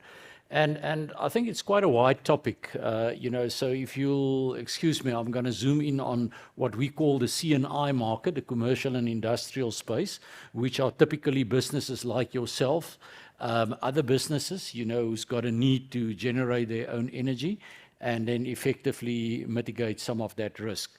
As a bank, the one thing that we as bankers are very experienced in is around risk mitigation. And often when you think about risk mitigation, you look at it through a filter, maybe perhaps more from a financial perspective. But when you look at power, what we've realized is it's also a significant risk that need to be mitigated. You know, it's very interesting when we engage with business people. We often ask them around their pain points, and they will tell us about their challenges. And in recent years, if it's not number one or number two, it's at least number 3 on that list of pain points that's coming through, is the issue around electricity. You know, so for us, we've realized that we've got a key role to play in that regard. And how we went about, you know, in trying to find solutions is we use the methodology of co-creation, because again, you know, it's so important not to just go into design phase, but to really engage. So we engaged with operators like yourself, people in the industry like Matthew and them, generating solutions, and we applied our minds and say, what can we do? And in the process, we came up with a concept that we call Power Pulse, and you can check it out. It's at powerpulse@standardbank.co.za. And Power Pulse is really a solution where we say that in this environment, when we engage with all these stakeholders, we realize there's lots of pain points that they're struggling with. Matt touched on some of the stuff around regulatory, around quality, around sustainability of supply, post-service, and all of that. And what we found is it's extremely difficult for an entrepreneur who's got a different kind of core business to now suddenly apply his mind and say, so what would the best solution be to me? And then through Power Pulse, that's exactly what we did, is we partnered with multiple players in the economy, EPCs, procuring contractors, energy procurement contractors.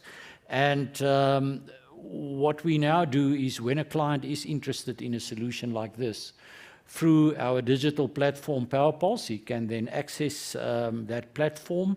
He can share, or she can share relevant information with us. We then take it and do an initial screening to say, will a solar PV solution be a suitable sort of alternative to the client, and then partner with operators in the external market, who then literally come with proposals that we then share with the client. So in the end, the client ends up with a PowerPulse report where he's got 2 or 3 options that he can look at. He can look at his unique consumption patterns and the challenges that he's got, and then link to solutions in that regard. And then once the client has completed his decision-making process, then we come and support with funding as well. And in the funding space, what we're really trying to do is to help the client to come as close as possible to a cash-neutral position, where you effectively can use the savings, from a reduced bill with Eskom to utilize that to repay your loan. I mean, the initial phases, we looked a lot at grid-tied systems, where it really addressed the cost aspect and it didn't really have backup. But lately, since we've seen the increases in load shedding, to phases 5, 6, etc., we realized that batteries, and backup becomes a more important element to cover. So it's not just about resilience. Resilience is important. Those backup systems may be there, generators, etc., but it's also around, providing an integrated solution, that works for the client. And when Matt spoke around some of those challenges that they've got around warranties, etc., those are the things that, appropriate for your banking loan as well, because you don't want to end up with a loan that you need to service and then you're locked in with an inferior product. So it is important to utilize those operators. I love that also because you don't know what you don't know. So the average person, if they don't know about this platform, will not know that there are actual solutions and ways to alleviate that pressure. I mean, I think about people in my industry, in my business industry, and I think about, because I'm in hospitality, how hard hit that happens. And it's not, especially if you're not a big, well-known chain or a restaurant that's been around forever, the small mom and pop shop, how load shedding and just not having power can actually shut your business and debilitate you properly. Yeah. And having those type of resources is really important for that. I'm also thinking the fact that most smaller restaurants can't afford the idea of generator, because diesel itself is going up. So we turn to solar and we ask questions about solar and how it affects us. I do wonder, Matthew, if you can answer for me, if I own the building that my business is in and I install solar, what does that do for the property valuation? Does it do anything to change what my property is worth at all? Yes, 100%. And this is similar to what we're seeing in residential. So if you're looking, you put ourselves into the seats of a company that's looking for offices to let, or they would like to go into a new place, and this new place does have the solar solution, as compared to a place that doesn't have the solar solution, and then you'll be having to deal with the effects of load shedding. It becomes an obvious choice to go for a place that does have consistent power with the solar and battery backup solution.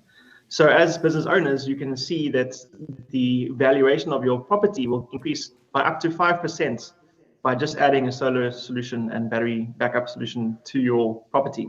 So we're seeing between 3 and 5% is the average increase in value on a property, both residential and also on CNI side, on business side, SME side, 3 to 5% increase in valuation of property, which means fantastically that it's not a sunk cost that you're doing. First of all, you're becoming a cash neutral position in terms of savings versus your finances and what you're paying on your finance installments. But then you also have now an increased valuation of the property that has now gone up because of your solar solution. So yeah, we are seeing that across the board.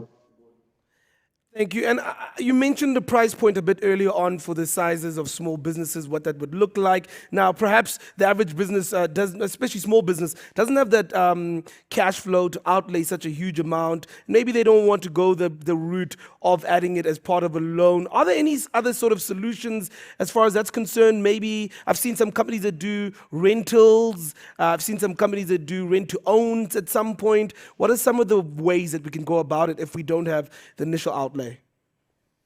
Great. So there's multiple options of how to finance your product, and the Standard Bank is coming out with some exciting new options. But the general options that there are is initially on adding the amount to the bond of the property, to the loan of the property that you have with the bank.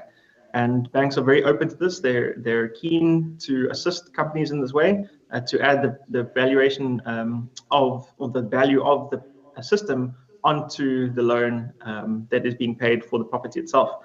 So that's called like now a bond loan or a home loan or a business loan for the property, adding it onto that through a re-advance or further advance. Then there's also options of doing asset-backed finance, where the actual system itself is what is financed.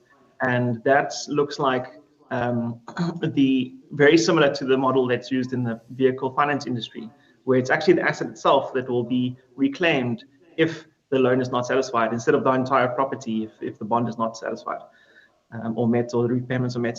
Then we also have rent to own. So it's an 8 or 10 year period where you're paying the amounts plus some interest of the capital cost of the system over 8 to 10 years, and then you own the system after that.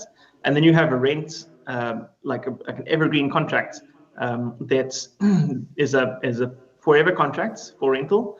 And if people are looking at that, I would say scrutinize very closely the rental conditions that you're signing to, and interrogate the rental conditions when you're looking at that, because there are some companies that are unfortunately providing onerous, in my opinion, rental conditions. And then lastly, you also have a PPA model, a power purchase agreement model, where a company will come and install, especially if you're a big company, a big CNI company will come and install a system on your roof that they own, and then they'll sell power to you.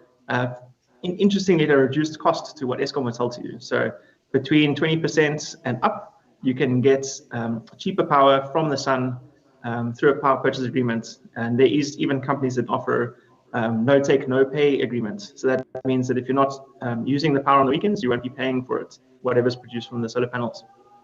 So those are the options that are out in the market.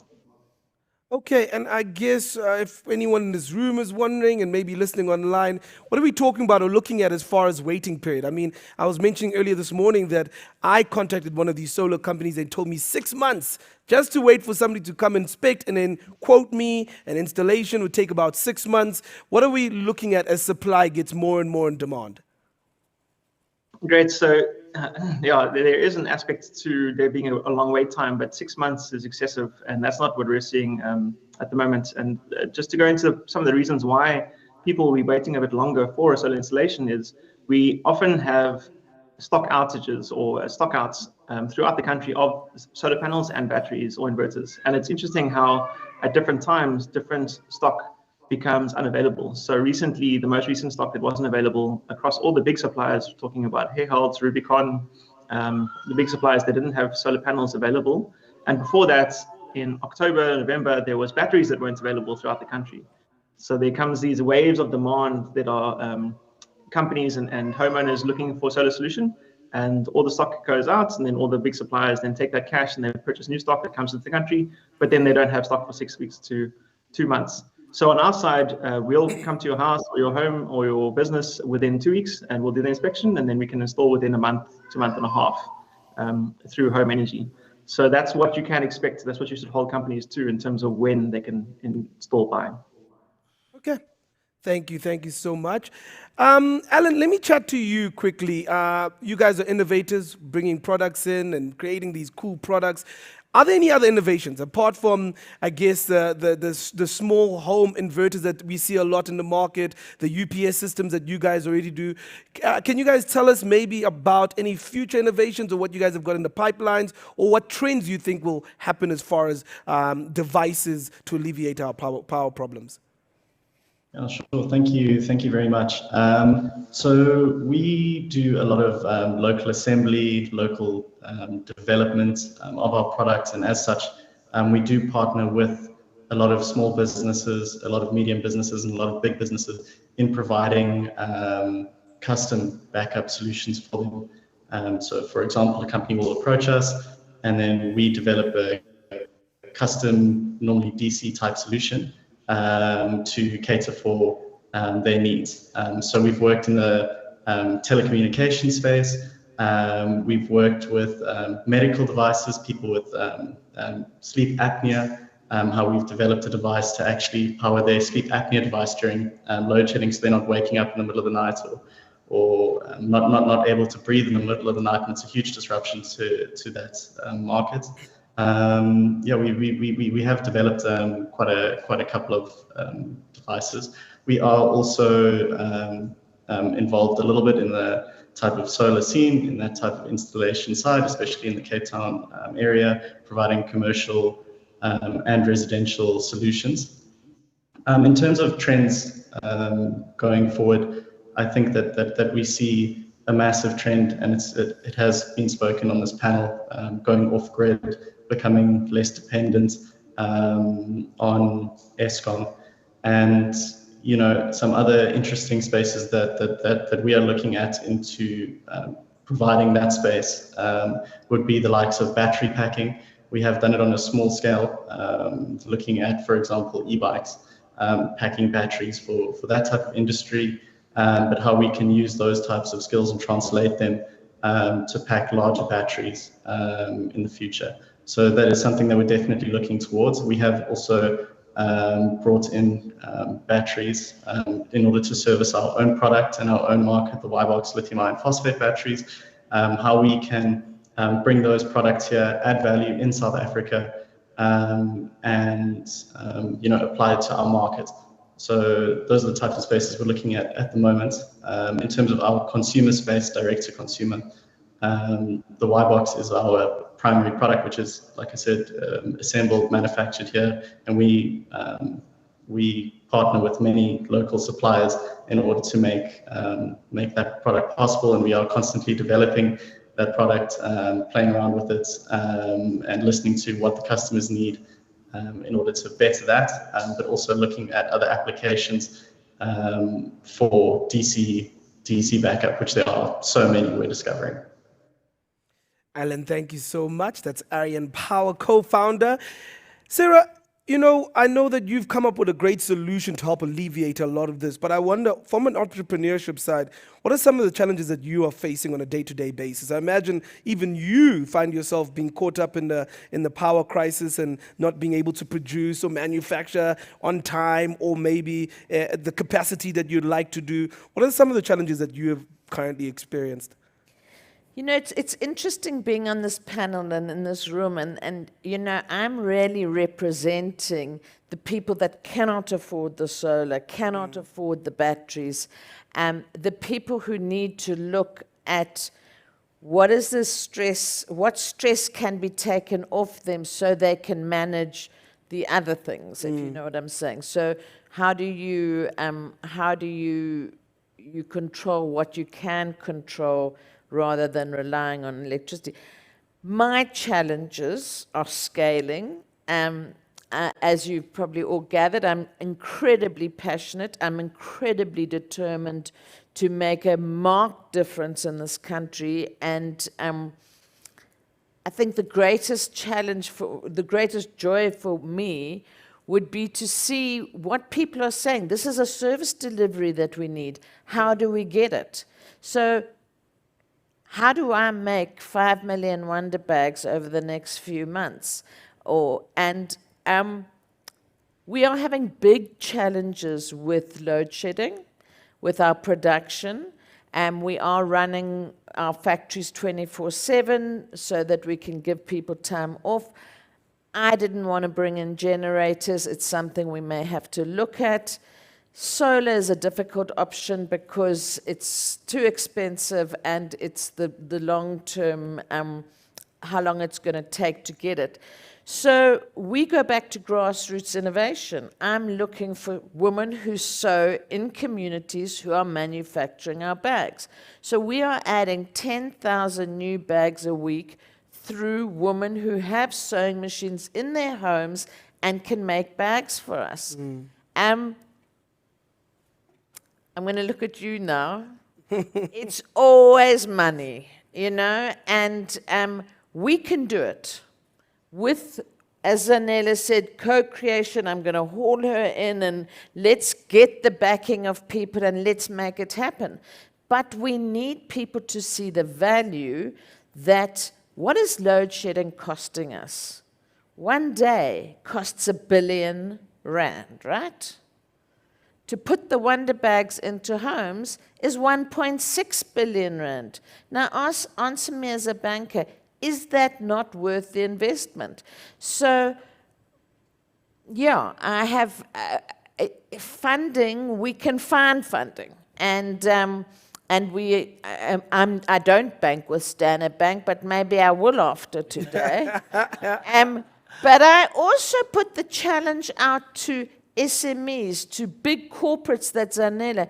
Who wants to be part of a solution that is going to change the mindset to optimism that we as South Africans can survive no matter what? And even if it is a cloth solution, a battery-operated light, you know, all the other innovations that come together, let's be the entrepreneurs of load shedding. So, listen, I could sit here for the next 2 hours and tell you what my challenges are. The biggest one, Zanele can speak to as well, is people, getting the right people with the right passion that want to do the right thing for this country. And, but I will say something very strongly, is my challenges do not outweigh my optimism. And I know that we, with partners like Anglo-American and various others, will attract people who want to be part of the solution for all South Africans, not just for the rich South Africans. So, and I mean that with the greatest respect. You've probably noticed I don't have a very good filter on saying the right words. But I'm African born, I'm staying here, and I'm going to make a difference. And who's going to join me in the room or online? I love that. Your passion is what keeps this country going. You know, I think if all entrepreneurs had a fraction of your passion for what they're delivering, we'd be in a much greater space. So everyone appreciates it, loves it. And I love that your solution also provides solution, should I say, for people on the ground, people in residential premises, but also can be used in SMEs too. So I like the fact that it's for both and not just in one. In the hospitality industry, we have big Wonder Bags that cook 100, 200 liters a pot. You know? So we are able to, schools are able to feed more.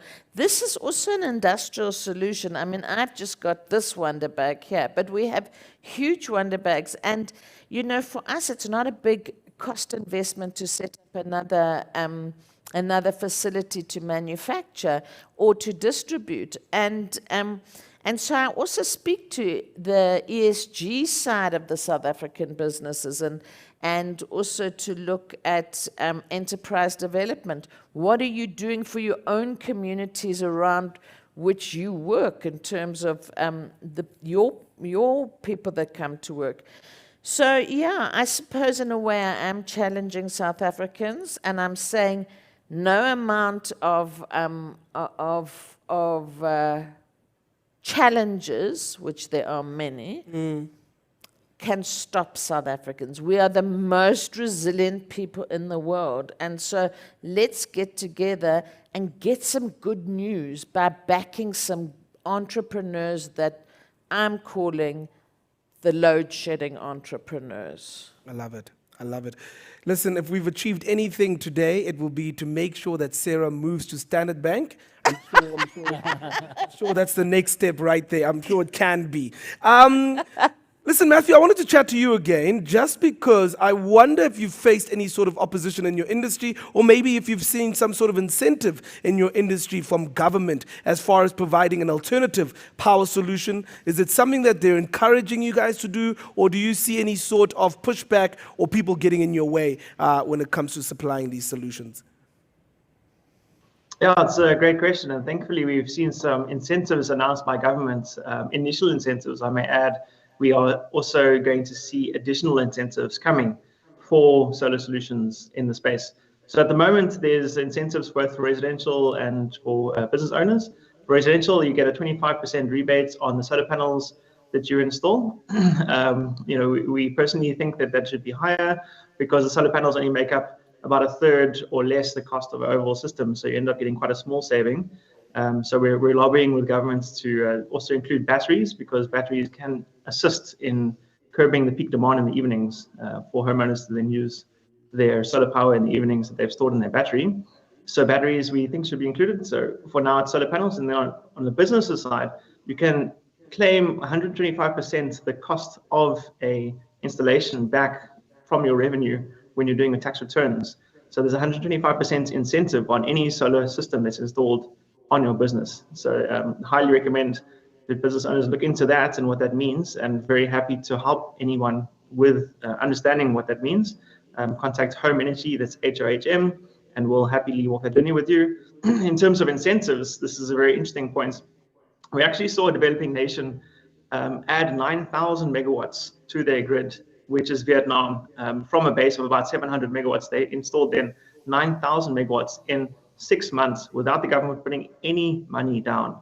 They did this by incentivizing businesses through a feed-in tariff for solar solutions. So a feed-in tariff that was above the market cost of electricity at the time was for 20 years, made the financial decision immediately a strong yes for any businesses or homeowners that were looking at the solar option.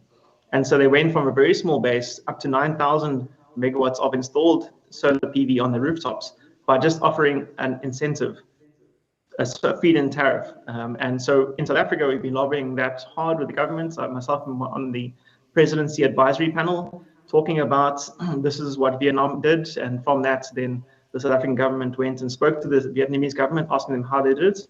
So we're looking at a feed-in tariff that's going to be coming up, and that will then further give a better return on investment for any people that have installed solar on their business. That's amazing. That's absolutely amazing. I'm glad that that is happening. I think before I make my way around the panel once again, Barry, I'm going to come to you next. I just want everyone to start getting ready with their questions. If you've got any online too, if you can start sending those through via chat so I can get to those. In closing, if there's anything else you'd like to share from the Standard Bank side as far as, I guess, words of optimism too about the state of power in this country and ways to take back our power in general. Yeah, look. I think the point that I want to emphasize is with challenges comes opportunity. And what we've seen is this new sector that emerged out of nothing. I mean, we touched a little bit on generation. I love your concept that you've got, because it talks to energy efficiency. And perhaps that's an aspect that we haven't covered in detail today. But if you look at energy and you look at it from a demand and a supply perspective, I think there's significant opportunities also on the demand side to say, so how do I reduce my consumption? Because the cheapest kilowatt hour is always the one that you save as a business. And there are many initiatives that you can do. Office block owners, by just replacing their lighting, and using typical LED type of lights versus old conventional lights, significant savings. And what we've seen is there's even businesses that emerged, where they go on a shared saving type of approach. Often the challenges for business owners is they've got their own priorities in their core business, and they really want to deploy their capital, to optimize all of that.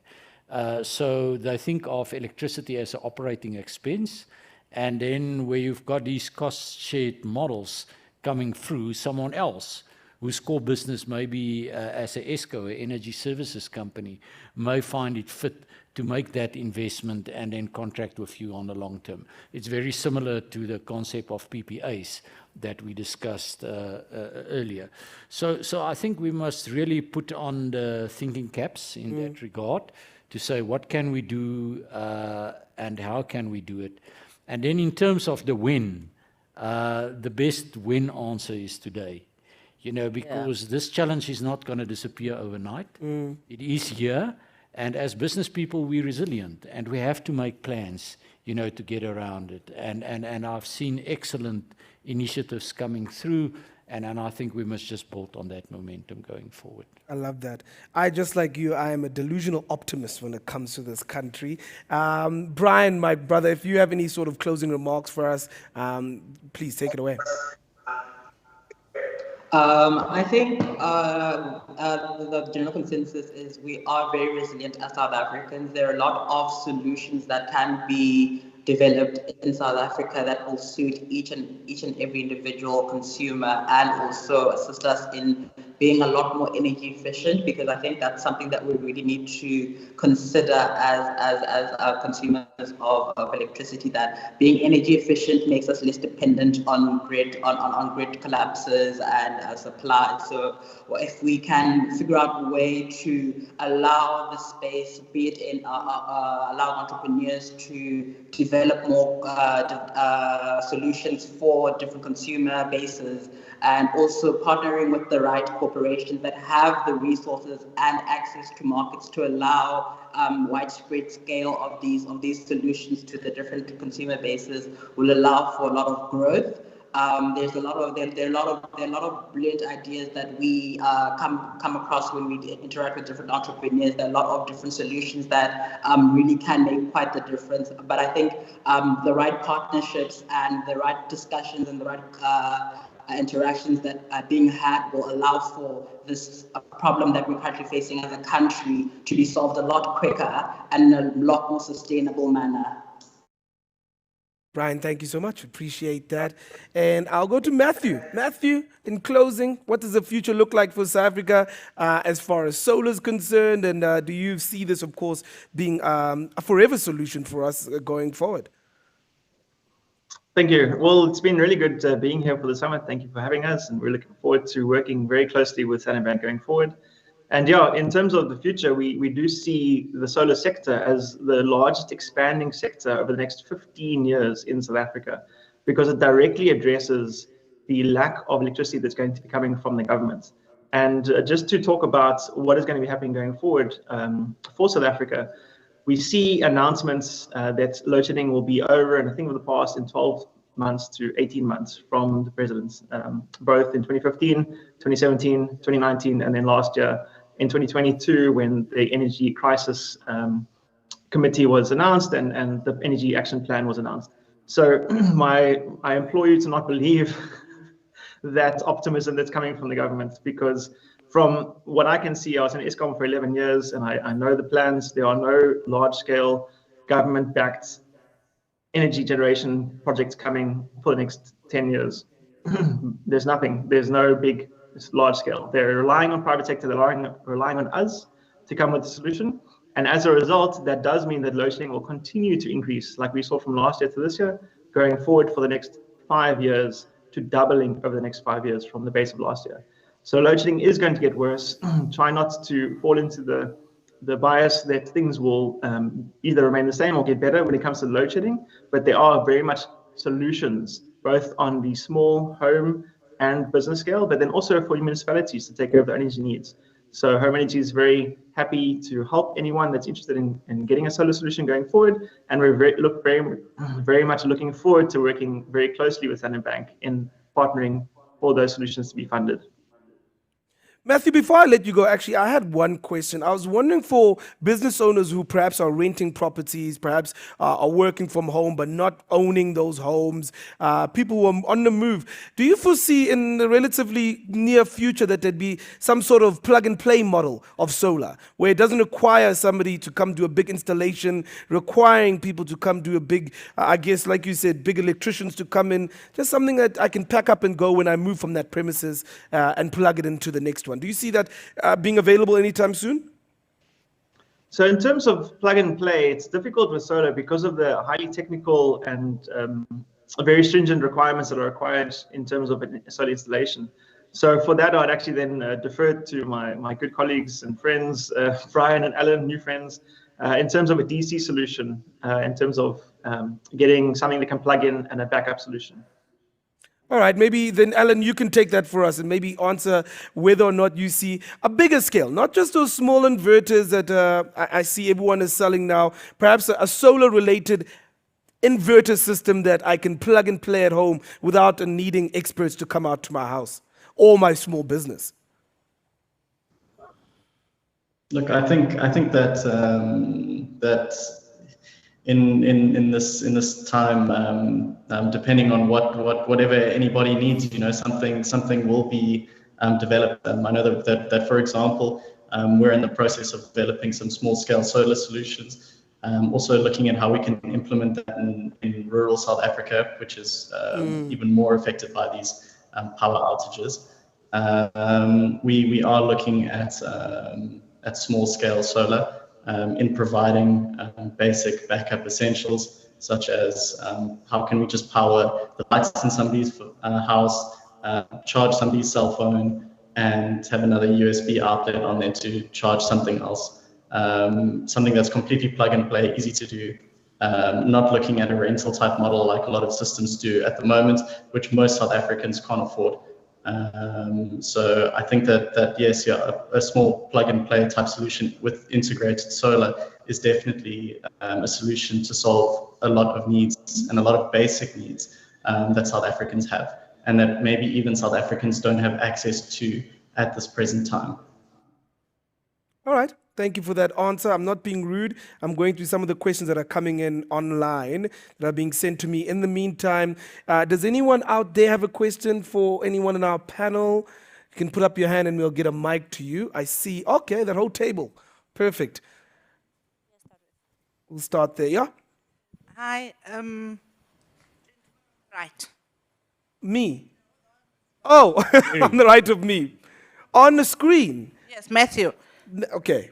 Matthew, in Cape Town, I'm told that the guys who put in solar feeds into the city's grid and they get rebates for that.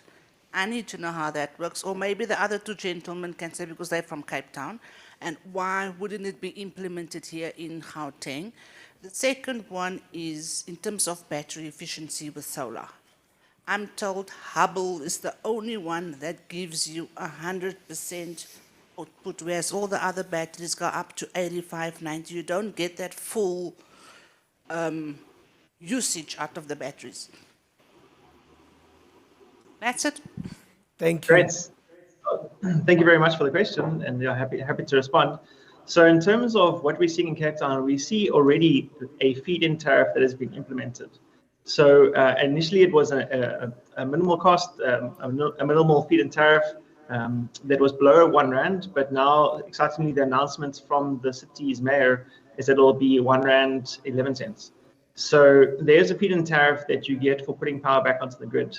Very importantly, in order to do that, you do need to have a smart meter that can measure the amount of power that's going back onto the grid, and you also need to get your SSEG confirmation from the municipality, in this case, the City of Cape Town, which is the small-scale embedded generation application that is approved. And that is required for safety reasons, because your solar system could be putting power back onto the grid at a time when people are working on the line that has been disconnected from Eskom side, with power coming from the businesses onto the grid. So it's very important from a safety perspective for the worksmen to not come into contact with electricity, that the city knows which houses and businesses have a solar installation, and then controlling those to not then be putting power back onto the grid when the line is being worked on. So that's regarding a solar feed-in tariff. It can be applied through the City of Cape Town processes, and you can just Google City of Cape Town feed-in tariff and you'll get there. The reason why it's implemented here first in Cape Town, where I am at, is because it's the actual municipality that was forward-thinking and innovative in implementing this, kind of leading the charge in South Africa, but it is coming in Joburg and throughout the whole of South Africa. When it comes from the national, from NERSA's side of things. Cape Town's able to do it because they're operating as a kind of independent City of Cape Town entity. And I'm not going to mention political alliances or affiliations, but they're a bit forward in terms of their progress. But it is coming to the rest of the country as well. It's coming soon, and thankfully it'll be above the R1.10 that is currently in Cape Town, because it's going to be closer to the current market cost of the kilowatt hour. That'll be what you get as a rebate, which will make the financial decision an immediate, very strong yes for solar when it gets announced. So that's number one. And then secondly, Hubble. So yeah, we're seeing a lot of different companies that are in the tier one brand. And when I say tier one, we're talking about the phosphate lithium ion battery brands. So we can think of the well-known brands of SunSync. Day is coming in with a good battery as well that's very similar to SunSync. We've got Hubble, we've got Freedom One, and they all have different selling points as to why they're the best and they're the better option. So with Hubble, you can get a 100% discharge because of the technology that they're using, but that doesn't mean that any company that's got a phosphate battery that's requiring it to discharge to 80% is inferior. That's more to ensure that the lifetime span of the battery is long and increased and beyond 10 years. So the warranty that you'll get, any battery that has a warranty of 10 years, means the life will be expected to be 12 to 15 years. And so, yes, Hubble does have that option or that aspect that makes it better in terms of this discharge capabilities, but I wouldn't say that means that only Hubble is the battery that you should go for, because any battery, as Brian Allen's batteries, that also include LiFePO 4 technology, will also have that lifespan that goes 10, 12, 15 years when you take that option. I hope that answers your question. Yes, thank you. I've just got a follow-up question. So I've got solar, okay, and if the feedback comes to Gauteng, what impact is that going to have on what I've currently got? Would there be significant changes I need to do because we didn't do the SSEC thingy? So I need to know. Thank you. Mm-hmm. Great. So thankfully, when the feed-in tariff is announced, there will be very clear methods from the government communicated through many channels on how to take advantage of the feed-in tariff as a business or homeowner. So it will be very clear when it is announced, and the announcement, we're expecting it within the next 6 months. So it's a short timeline that is going to be announced. And then the process of registering your system to your local municipality will also be communicated. So it will involve sending a form that's filled in. Home Energy is very happy to help with that, but filled in by a EXA-registered engineer that is then explaining the design of the solar system and then putting it into the format that is required for your local municipality. We are also seeing a nationalization of the application, the SSE application process, becoming uniform across the nation through an online platform. So those will most likely happen in tandem. So the online platform comes, you can do the application online, and then the feed-in tariff getting implemented as well at the same time. So it will become very clear. At the moment, there's not much clarity because it's kind of been left up to local municipalities and local governments to communicate what the process is. And not all, I'd say the majority of local municipalities and governments, localized governments, is not really up to date and are kind of lagging by 1.5 years in terms of their processes and being able to process SSE applications. So it will be coming, a feed-in tariff, and also the very clear method in order for applying for it. Thank you, Matthew. Satisfied? Okay. It will come to Joburg as soon as we can figure out how to have a mayor for a year. As soon as we're done with that, we'll move on to solar as a city. A lot of questions coming through online, both from Pearl, Roy, Luke, all asking similar questions to you, Sarah, and it's directly that. How do we join the Change Carbon project by ordering one of your bags or many of your Wonder bags? How does one get their hands on those? So it's called Wonder Bag Direct. You go to mywonderbag.co.za, place your order, and for 170 Rand, you'll get 2 bags delivered to your closest pickup point with no extra charge for delivery. 170 Rand, that's what it is. For 2, dear. Can't even get takeout for that price in this economy of ours. There were some more questions at the table. Who's got the microphone? Has it been passed yet? Perfect, my brother. Over to you. Hi, my name is Kamhelo Shabangu, the CEO and co-founder of Kulapele Farming. My question is for the gentleman in the middle. As an SME and then looking over the cloud of inflation looming over our country and my business being in the sector of agriculture, I've went around and asked for advice. Most advice that I've got was like, keep a large reserve of cash on you. And then what I want to know is, was I ill-advised or is the advice good since I want to upscale? Yeah, sorry, I didn't get that last part of the question clearly. Should I begin from the beginning? Yeah. Okay, what I said was, as an SME, and then looking at the cloud of inflation looming over our country, my business is in the agricultural sector. So I went around asking information and how to survive. So the most advice that I've got was like, keep large amounts of cash reserves on you. And then what I want to know is, from you are related to banks, right? So what I want to know, was it a good advice or was I ill-advised since I want to upscale my business? Yeah. Look, so the agricultural environment is a complex environment with many different niches.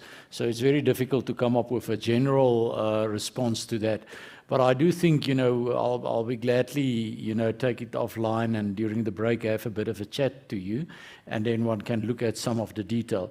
I think the philosophy is one of saying that if you've got a solid business model and you're well established, there's always good solutions that we can find for you.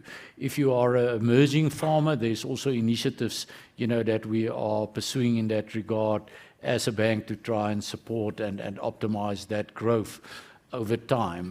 But it is a complex environment, with access to markets, reliable production capability, and all of those variables, which are things that one will look at when you provide that advice. Okay, follow-up question, last one. Looking at upscaling, income is the large part of trying to upscale. So what I wanted to know, does Standard Bank offer income protection? And if it does, will I be protected during the inflation time? Yeah, not income protection as such.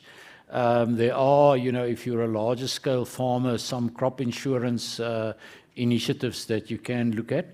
But again, the agricultural sector is one of the high risk sectors in the sense that there are many external forces that can impact on it, like climate change, climate conditions, and general environmental risks that's associated with that. But what we do find is normally when you are well established and you've set yourself up very well in that environment, there are solutions that one can look at, but not income protection as such. So make sure you go find Barry during the break, eh? Yeah. Chat to him offline. The lady in the pink, over to you. Thank you so much. Thank you for a great conversation. My name is Belinda, and I'm the co-founder and CEO of Sustainable DNA. So sustainability is something that's very close to my heart, and obviously your solutions are sustainable solutions. What I want to understand is how they relate to circular economy principles and how you recycle those lithium iron phosphate batteries. Do you recycle them? How do you feed your materials back into the recycling process? And how do you support a circular economy through the work that you do?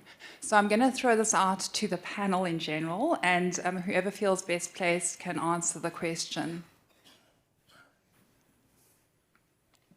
Ooh, maybe Brian or Alan. Technical guys.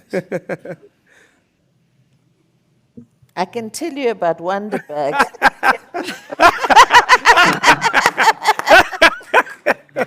We don't use lithium batteries. But all of the foam is repurposed that comes out of Europe because it's from the automobile industry and it would end up in the ocean. So our wonder bags are 99% recycled. Okay, 170 Rand, by the way, for two, in case you're wondering. Brian, my brother, do you want to maybe answer this one for us? If not, Alan, if one of you want to answer this as it relates to batteries in general? Okay, I will hop in as far as I can. So with lithium iron phosphate batteries, I'll break it down into two.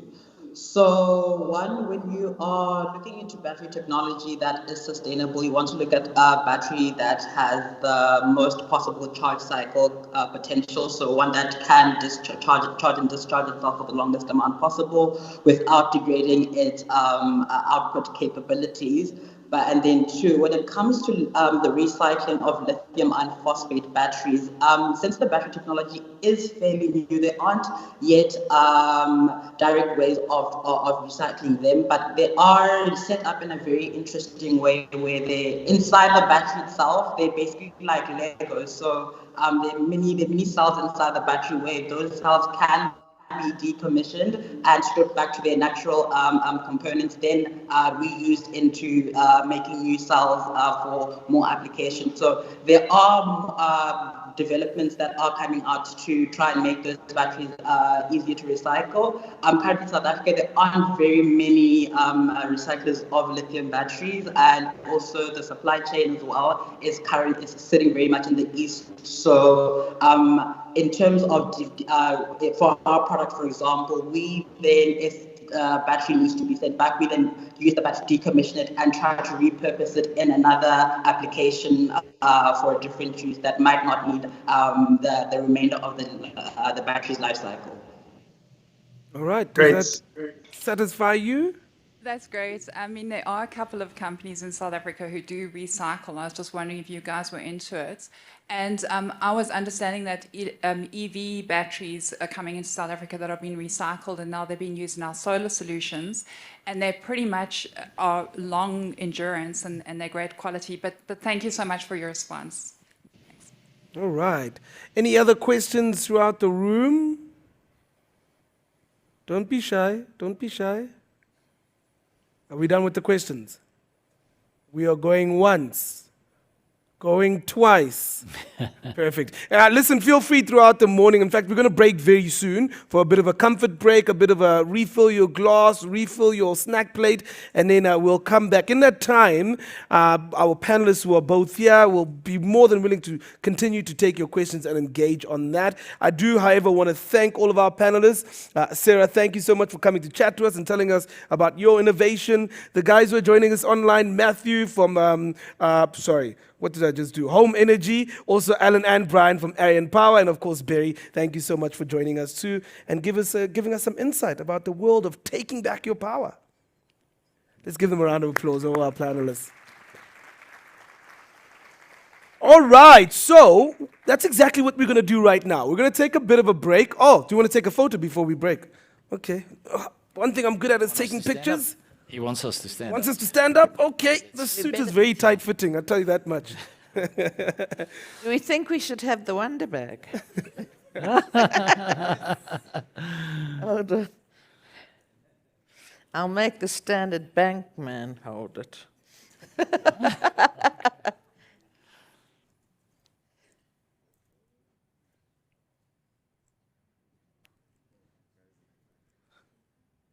Thank you. All right, so we are going to take a bit of a break. We're running a little bit ahead of time, which means that we've got an extra 3 minutes for our break. Before I let you guys go, though, I do have a great hamper to give away. I'll tell you how you're going to win it, but you've got to come back afterwards, pay attention, and I'll let you know. There's a great hamper for somebody in this room. If you're online, unfortunately, no cheese. Next time, register early so you can also win this hamper. After that, we'll have another keynote address before we take a Q&A and wrap up the day. One more time, thank you so much to our panelists. But right now, if we can take a break and be back in our chairs, I just want to make sure that I've got the right time here. If we can be back in our chairs by 5:02. At 5:02, if that works for everyone? Perfect. Peace.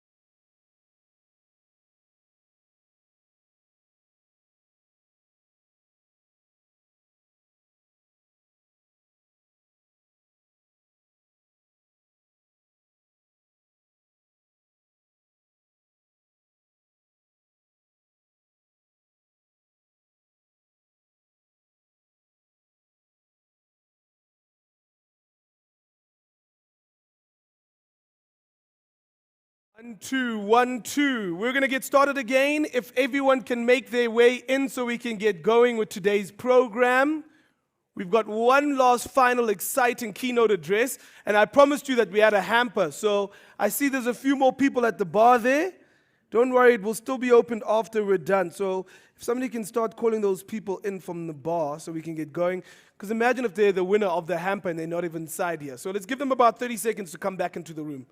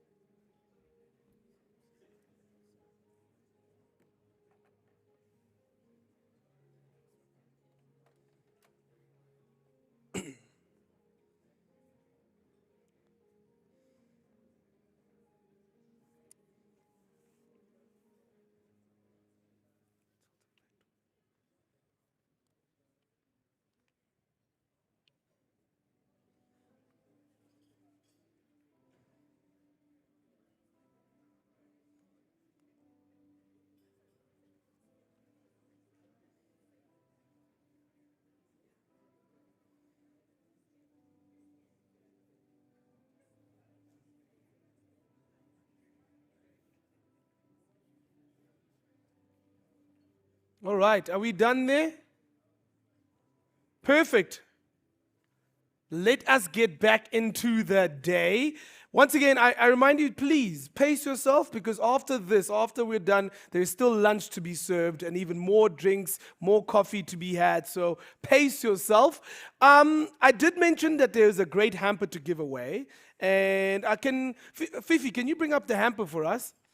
I got so excited when I saw it backstage because it says thank you. So I thought it was for me. I thought, these people are paying me to be here and they got me a gift. Wow, must be nice. Turns out it's not. This is the hamper we've got to give away. And I'm going to do it Oprah style. So I'm going to need everyone to look under your seats. No, for real. That's not a joke. Come on. Who got a car? Look under your seat. No, there really is. I wouldn't do that to you. And if it's not under yours, have you got it? Yay! Congratulations. You can make your way up to the stage.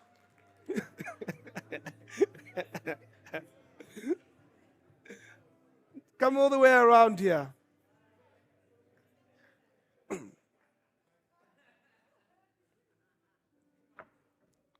And what's your name? Zaba. Congratulations, Zaba. Hey, let's take a quick picture. And whatever it is, you've got to share it with me.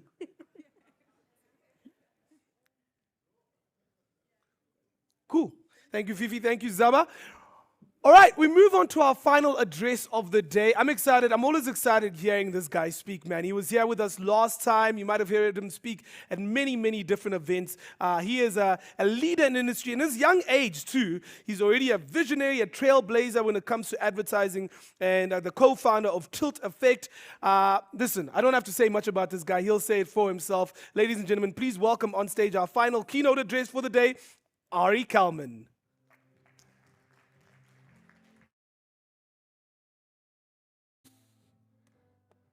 All right, I'm not going to lie, when they gave me this topic, I thought this is quite daunting because it probably means that I have to practice what I preach a little bit. So I'm Ari Kelman. I'm an entrepreneur and I'm the co-founder of an advertising agency called Tilt. And today I'm going to be speaking to you about leading from the front. And I thought I would start this conversation between the two of us with something a little bit personal, which is this little piece that I wrote for you, which is, at times I feel overwhelmed by the responsibility of being accountable to people and their families, especially when I can't even keep up a commitment to myself like not eating sugar. It's very daunting. When I see the dedication of those who believe in the business that I've co-founded, Tilt, and you'll relate to this as a business owner yourself, you can very often feel like an imposter. But then in these kind of magical, unexpected bursts, something happens when a team member shares a personal growth moment with you and says, I really didn't realize that I could actually do that, and this business and this organization has given me the ability to unlock something within myself that I didn't even know was there. And suddenly this thing moves beyond monetary value into something that actually is about people and empowering people. And though I love to hate it, and I think I hate it 99.9% of the time, I think if I wasn't on this journey every day, this journey that we are all on in this room here today, I don't think I would have much to really look forward to in the day. And so this morning, I'm going to share 8 considerations about leading from the front based on my personal experience. But the first consideration is exactly what I've done now, which is honesty. Because this thing is really, really hard. There's nothing fun about profit and loss statements at the end of a month. There's nothing wrong. There's nothing fun about looking at a target that you had and missing that thing. There's nothing fun about processing somebody's leave application.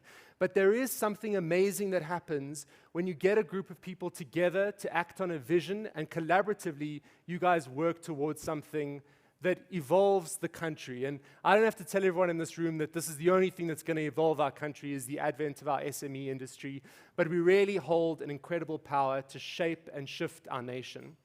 So first I want to check in, and this is number 2, right? And I want to speak about what makes a mood as an entrepreneur and what makes you feel the way that you feel, because you can be angry, right? But there's probably a great power in recognizing that you are angry and acting from that vantage point versus just being angry and just going on with your day.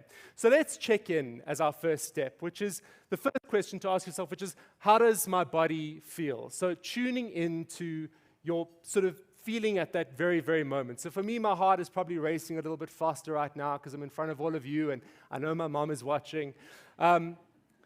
What are my current thoughts? I'm thinking, oh, my mom is watching. She's not going to like that I wore a denim jacket when everyone here is so formal. It's okay.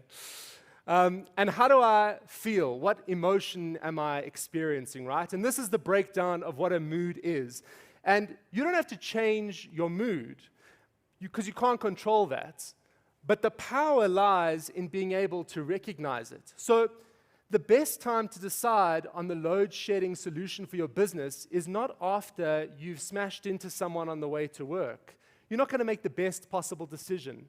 The best decisions are made when you're in a neutral and calm state. And let's unpack what those states can look like. So when you assess your body sensations, your thoughts, and your overall emotional state, what mood does it mean that you're in? So the first mood you can be in is a white state, which is you feel pretty in control. I've got this load shedding thing. It's going to add 2,500 Rand per day to run my business. If I'm going to bring in this generator, I'm going to do this, I'm going to do that. But you know what? I feel like I'm in control of this thing. I can make this decision. I can commit to that. I've done the financials. I'm good to go.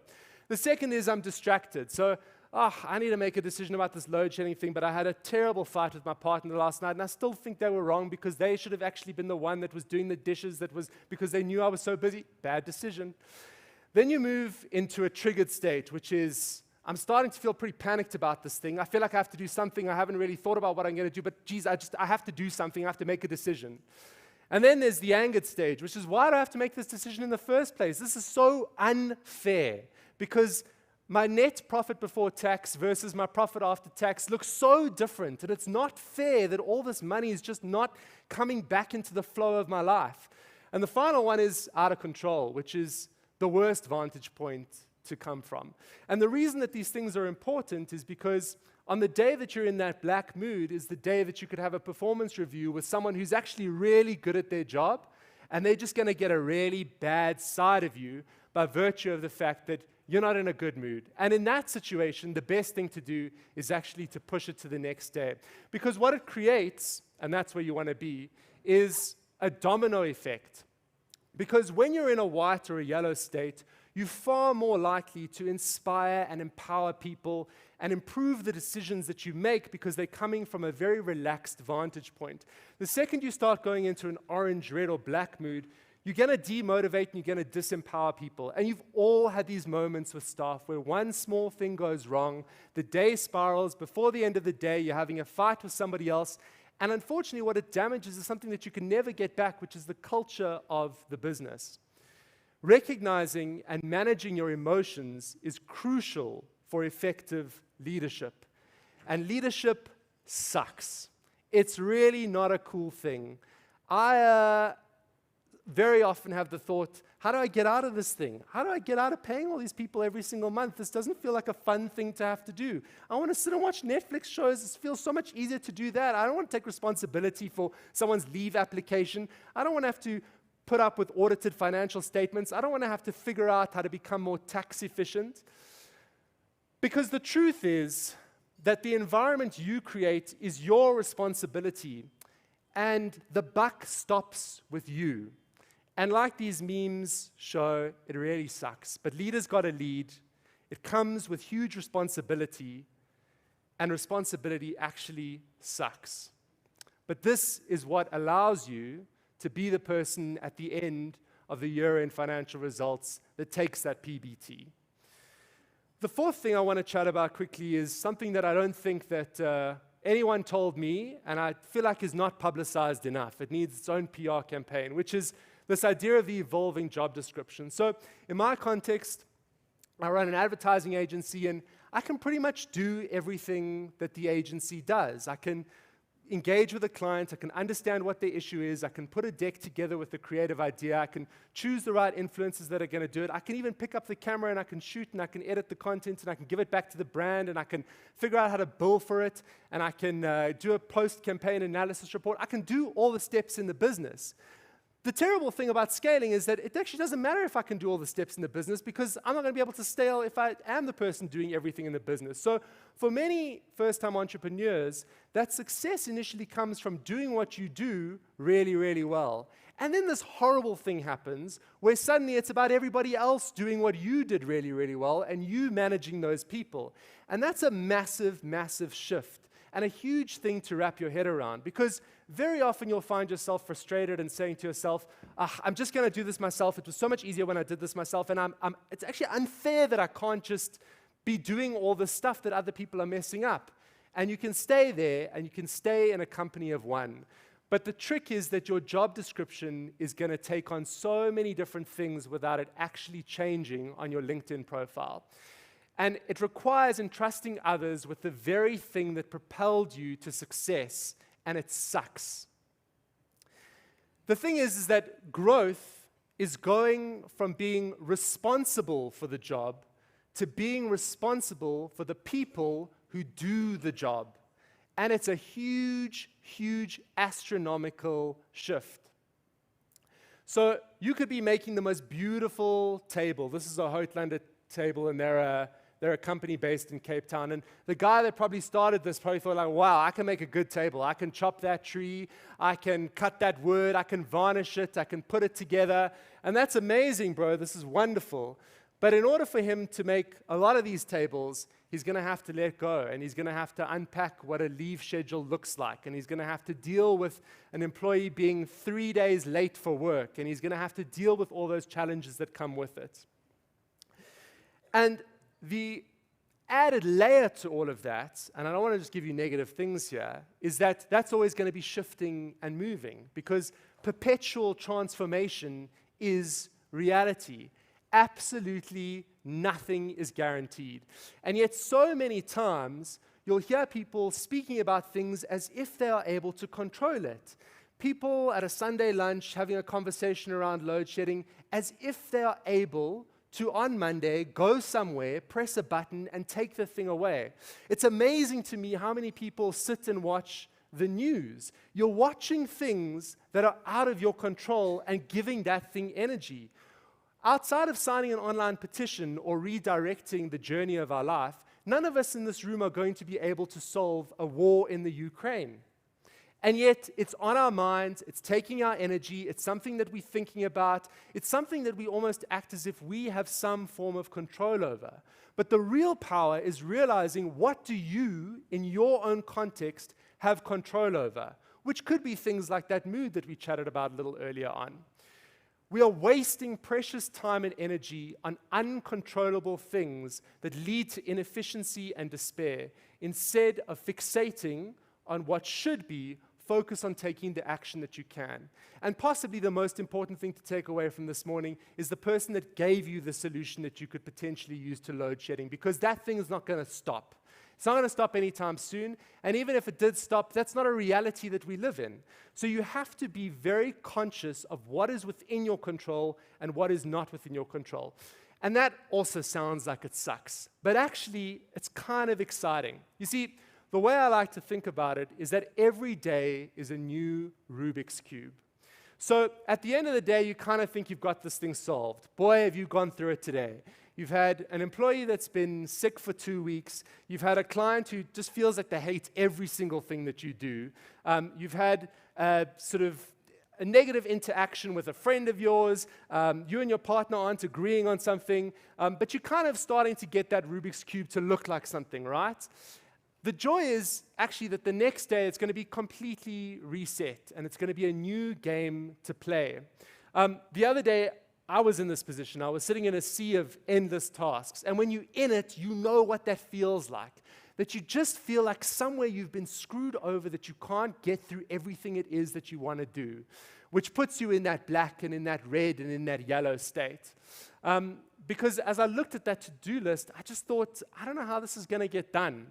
But then I saw that Rubik's Cube, and it really is a metaphor for what every day can be. Because in your life, you've got different Rubik's Cubes. You've got the one of business, you've got the one of life, you've got the one of a child when you have a child, you've got the one of a dog, and you're consistently trying to solve that thing. We've got a massive load-shedding Rubik's Cube at the moment, which consistently throws that thing right off at the end of every single day. But the game has to be played every single day. And the thing that's exciting about that game is that actually it is the essence of existence to be consistently challenged.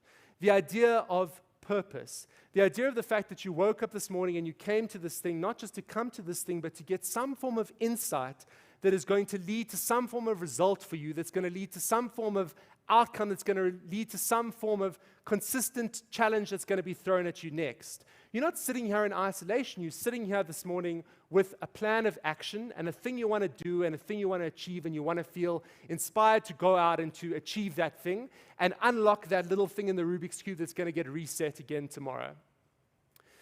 The sixth piece I want to speak about is, and this is when the Rubik's Cube can work so much more smoother, because if someone doesn't like you, that piece is never ever going to come into any form of effect. It's never going to line up. If someone doesn't feel like you're adding value to their lives and you're empowering them and they're working towards a vision with you, that Rubik's Cube is never going to align. And this is really where we start speaking about the idea of culture. Now, they can give you stats and research out the yin-yang around how to attract the best possible talent in a business. But for me, I like to think of culture as the art on a cappuccino. You see, the work is going to be the same. Financial services, they kind of are financial services. They're going to innovate and they're going to change, but there's never going to be a massive fundamental difference in the work that's being done. Where there's going to be a fundamental difference is in the way in which the work is done and the feeling around how that work is done. So work at different companies is probably the same, give or take a little, but the environment in which it happens sets the tone for a positive or negative experience. So I love Seattle coffee. I know my order backhand. It's a grande soya latte with 1 sugar mixed in. Has to be a brown sugar. And one of my favorite parts of that coffee ritual is after you've placed the order, you move down to the next part of the counter, and then you go to the barista. And that last moment when they put that sort of foam art onto the cappuccino, and they make it a little heart, or some of them make it a teddy bear these days.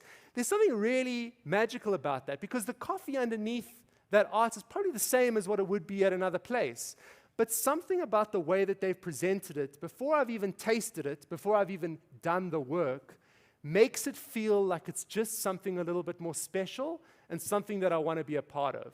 And only you, in the context of your business, is going to know how attractive the latte art in your business actually is. And that, I think, is how you get great people to be at your company. Because people don't remember what you say, they remember how you make them feel.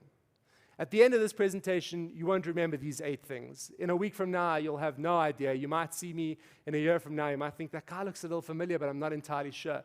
Hopefully, though, you'll feel something from what I'm saying here, and you'll feel that after this, when you go to the office and that employee texts you and says, I'm not going to be in for the next 3 days because I'm dealing with X, Y, and Z, your response is going to be, that's cool, let's work this out together, versus, but this is like the 10th time that you've done this.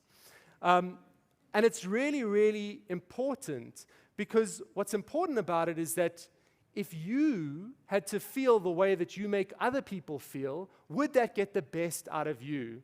And you consistently have to be turning these tables when you're engaging with your employees, your stakeholders, the people around you. You know, it's that age-old adage of do unto others as you would have them do unto you. But really think about, after you've shouted at someone, if they'd shouted at you, how that would have felt. And this is serious self-actualized stuff, so you're going to make mistakes, and I totally have too. But try and hold on to that. We're coming towards the end here. This is going to be number 7, and this is a picture of me and my French bulldog. His name is Falco. Falco, I hope that you are happy that you've made it into the presentation. There's a reel, and you get it on Instagram, depending on what your algorithm is, or TikTok. There's a real sort of sentiment around like hustle culture and always grinding, never sleep, stay at the grind, 24/7, 365. Drake's got his tracks about it, like, you know, we never sleep, we team go, go, go. And that's great when your business is doing well. The thing is that if you invest everything of you into one thing, if that one thing goes wrong, it sets everything else apart. And so I really do believe that there are pillars of success. And at the end of each week, it's a good idea to rate those different things. And here's a working example. You've had a really bad week at work. And when I mean bad week, I mean like they messed up the audited financial statements. Something's wrong there. There's like 300,000 Rand that no one knows where that thing is, and it looks like you might have been the person that made that mistake. And if that's where the week stops, that's a terrible week.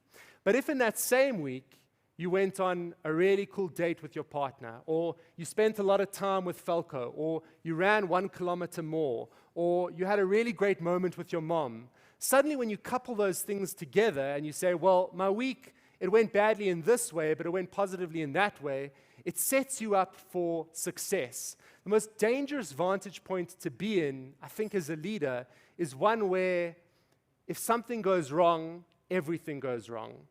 And so really what we're talking about when it comes to that pillar of success is that if I only care about my business, I will take it too personally. And when things go wrong, it's going to go wrong badly, and it's going to affect my mood, and it's going to affect the quality of my decisions. My life cannot revolve around just one thing. I can certainly focus on it, but at some point in the week, I need to spend time with Falco, because it'll be really sad if I don't, or maybe just have a little bit too much tequila. And that's point number 7, which is balance. And notice how I very deliberately didn't say work-life balance, because it's not 50-50. Work is comprised of your relationship with money, your relationship with your staff. Life is comprised of your friends and your family and your hobbies and your spirituality and your religion. And you have to name those things, because work-life balance 50-50, that doesn't work. That means that like 50% of the week is work, 50% of the week is life. That makes no sense. Life is 100% of the week. Work can't be that important. And then the final thing I want to spend 2 minutes just chatting about is basically saying that I've given you 0 blueprint or 0 things that are going to make this thing any easier. Because people think that success looks like this. But the reality is that it looks like driving on Johannesburg roads around the potholes. That's really what it looks like. And the even more interesting thing about it is that at that point of that arrow over there, that's the point where nothing really has any meaning anymore.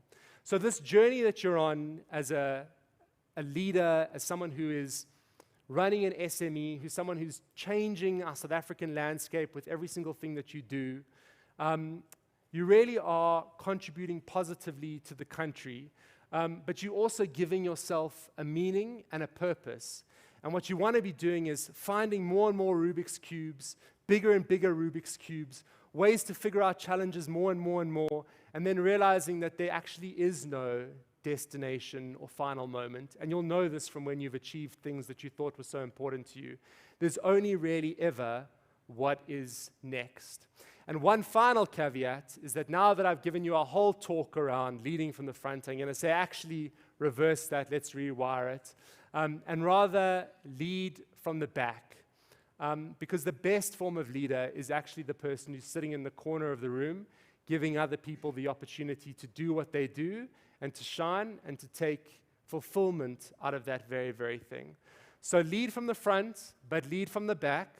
Be conscious of your mood. Life is a Rubik's Cube. Spend time with your dog, have a little bit of tequila, and hopefully you'll go from the SME conference to the mainstream one, which is probably another event. Thank you very much, and let's do the Q&A. Oh, sorry, one last thing. I have to say thank you to Sumit, who's our banker at Standard Bank. Thank you, Sumit. And Dr. Hanan Bushkin, who's inspired some of the thinking in the presentation. And now we can clap and do the Q&A. Love it. Love it. Always such a pleasure to hear from you, my brother. You can take a seat for me, Ari, while we figure out if there's any questions coming in online. Once again, we'll start with those guys online. Then we'll make our way around the room again. We'll have a roving mic. I do also want to say that I've got one more giveaway. Look at me, hey? Oprah never sleeps, man. So I've got a final giveaway once we've wrapped up with our Q&A. Let me pull out my cell phone now to see if the messages from online have come through yet. If not, does anyone here have a question that we can go to inside the arena? I said arena, look at me. Big picture thinker. Big picture thinker. Any questions out in the audience? No questions. Wow, see, very clear. Everyone understood there. I will say just from a personal perspective, I like the point you made about the whole hustle culture and how it's been glamorized. You know, the whole idea of burning the candle at both ends and burning the midnight oil, and how that can actually be to the deficit of most entrepreneurs and most people in the workspace, because people almost pride themselves on being busy when that means absolutely nothing, you know, as opposed to priding themselves on being productive. You can be busy doing nothing, and often businesses fail because people would rather be busy, but they actually aren't achieving much of anything with that busyness instead of focusing, like you were saying, on what makes sense. Yeah, and I think it's about realizing that nothing works in isolation. So if your relationships with the people in your life are not solid, strong relationships, it's going to have an overlapping effect into your work. You never sort of have a conversation with someone who's going through a divorce or a traumatic relationship and they say, well, geez, everything's actually going great. They say to you, it's not going great. So you have to keep those checks and balances with those other pillars of your life in place to generate some sort of vantage point where it feels like if there's a COVID tomorrow and you were in the concerts business, it's going to be manageable and you're going to be able to breathe through that. I also love the fact that you touched on the fact that when it comes to balance, as people say, work-life balance, often it's very rare for entrepreneurs and owners of SMEs to ever find a balance that is anywhere near 50-50. You know, you'll see that one thing will always be sacrificed in some degree, you know, be it home life, your life with your friends or your dog, or sometimes the business gets sacrificed in the pursuit of finding some sort of balance in your work life. And that's okay in moments, in sporadic bursts. If you are selling your business and you have a 6-month period in which to conclude the transaction, you're obviously not going to be at the gym 6 days a week. But I think it's when you start adopting that as a long-term mindset and the way in which you operate, that it starts to become sort of a downward spiral, and this thing becomes your everything, which actually doesn't even make you objective to doing the best possible work in the first place. You know, there's a really great adage around stress, because we also live in a day and age where everybody's saying, I'm so stressed out, everything is so stressful, I'm finding it so hard. And stress actually is the result of things that mean something to you and have value. And I think value is an even better word for stress.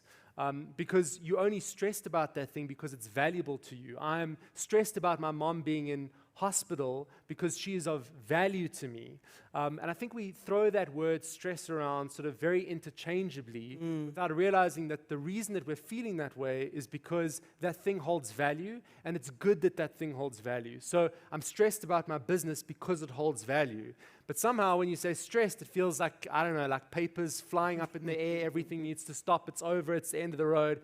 But it's really not. It's just, I care about this thing, and I want to make this thing work. So how do I put myself in the best possible position within me to make it work in the best possible way? I love that you said that. Over the weekend, I was at a leadership retreat out in Stellenbosch, and one of the speakers touched on exactly that, how important bursts of stress are, you know. It's different to be constantly stressed and living on the point of anxiety and not knowing what's going on, but stress often can be a propellant, you know. A little bit of stress in a situation, which a project, whatever it may be, might be the kick in the bum that you need to make sure that you get that task fulfilled and done. And just to land it, the Olympian who's about to run the 100-meter, they feel pretty stressed just before they run. Yeah. But it's the thing that gets you to the finish line. Absolutely, absolutely. All right, one more time, if there's any questions. Oh, we've got one down there. Hi. So I just wanted to find out, Shanti from McLean Enterprise, by the way. I just wanted to find out, what does leading from the back actually mean in terms of your day-to-day activities as a leader? I mean, sometimes you find that you're in situations where things are not just happening like they're supposed to. So you tend to want to just, you know, like, so what does that mean in terms of your day-to-day activities? Thank you. So, I mean, as you stood up there, obviously behind you was your shadow, right? And your shadow goes everywhere that you go without you necessarily saying, hey, shadow, come with me, let's go. It's something that's kind of always there, and it'll always be wherever you are. And I think a lot of leading from the back is almost being in, not necessarily the shadows of your business, but having an overarching view. You know, in The Lion King, there was Zazu, right? And Zazu used to fly over everything, and he saw everything that was happening across the entire landscape. He saw everything that went down with Simba and Nala and Mufasa and all these people. And Zazu had eyes over everything that was happening, and he was able to influence how that thing turned around. And even though it's a very grade 1 example, I think leading from the back is that. I think it's having a bird's eye view of your business, understanding what the different moving parts are, understanding what the different people are doing, allowing them the opportunity to do that and not micromanaging, which is, I mean, I'm guilty of micromanaging in the worst possible way. And it's realizing that these people are going to execute on this thing, and if they fall, I'm going to be there to kind of pick back up. And there's that literal metaphor you can see in your mind of sort of pushing people up a hill, and if they all come tumbling down, they come tumbling down onto you. But I think it's about a bird's eye view, seeing when things could potentially go wrong, and starting to intervene when you think it could go a little bit off the tracks. Perfect. But not with your financial statements. Those you want to be very hands-on. Has anyone in here done their Enneagram out of interest? I love that. If you haven't done it, please look into doing that. As far as leading too, that will be a great way to learn what type of leader you are and what your attributes and strengths and what you should be drawing on to when it comes to that. Ari, thank you so much. Thank you so much. Appreciate that. Before we close off, Ari, before you leave, in fact, no, we'll do it just now. We'll do it just now. I've got one more thing, so you can leave. But all of our speakers for today, please stick around because I need you for one more thing before we leave. All right, so I did say we've got one more giveaway. We've been talking about them the whole morning. Everyone was asking where you can get them. Well, Cleo from Standard Bank has been generous enough to offer to buy and give away some wonder bags to people in this room today. How cool? How great? Shout out to Cleo. So, if you don't mind coming up here, my friend, all your names, everyone who's in here because you registered, obviously, all your names are within this wonder bag. So I'm going to pick out 5 different names, and then we'll find out who walks away with these wonder bags. Look at this, eh? This is all you. This is all you, Sarah. Let's get with this one first. Is Peggy here? Peggy walks away with a one. You don't have to come up. You don't have to come up. You don't have. We'll get them to you. Okay, that's name number 1. Let me just pick out very quickly. The next person to walk away with a wonder bag is Taryn Bowers Chetty. Over there. Perfect. All righty, all right. I hope Cleo didn't put his own name here. I registered too. I hope my name is inside this thing. Nomvuyo. Nomvuyo, dame. Congratulations. I'll tell you where to go once we're done. 2 more names. I'll tell you where you can claim your prize. Sunil Gopal? Not here. Sunil.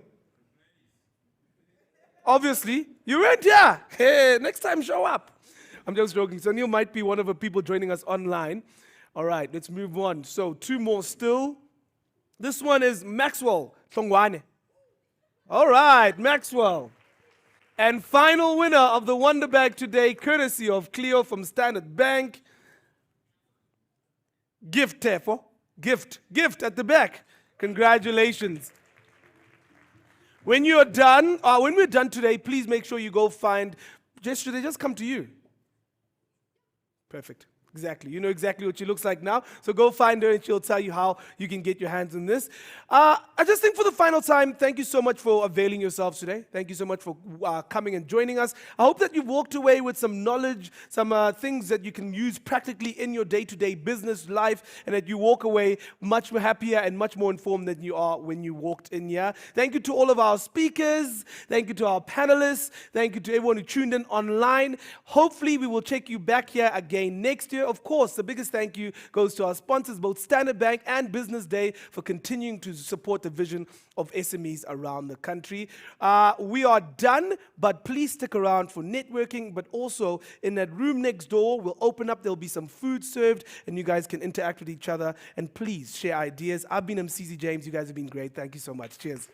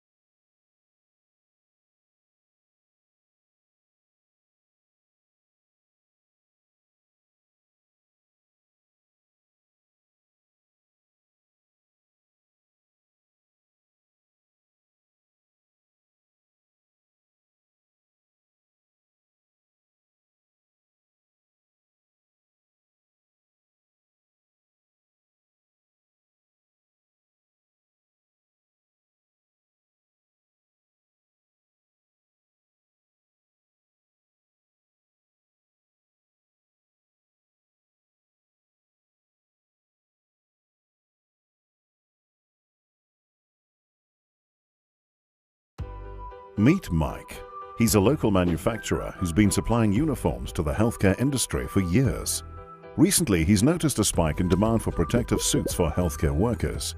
But because they are specialized products, he'll need to import these goods from overseas. So Mike hits the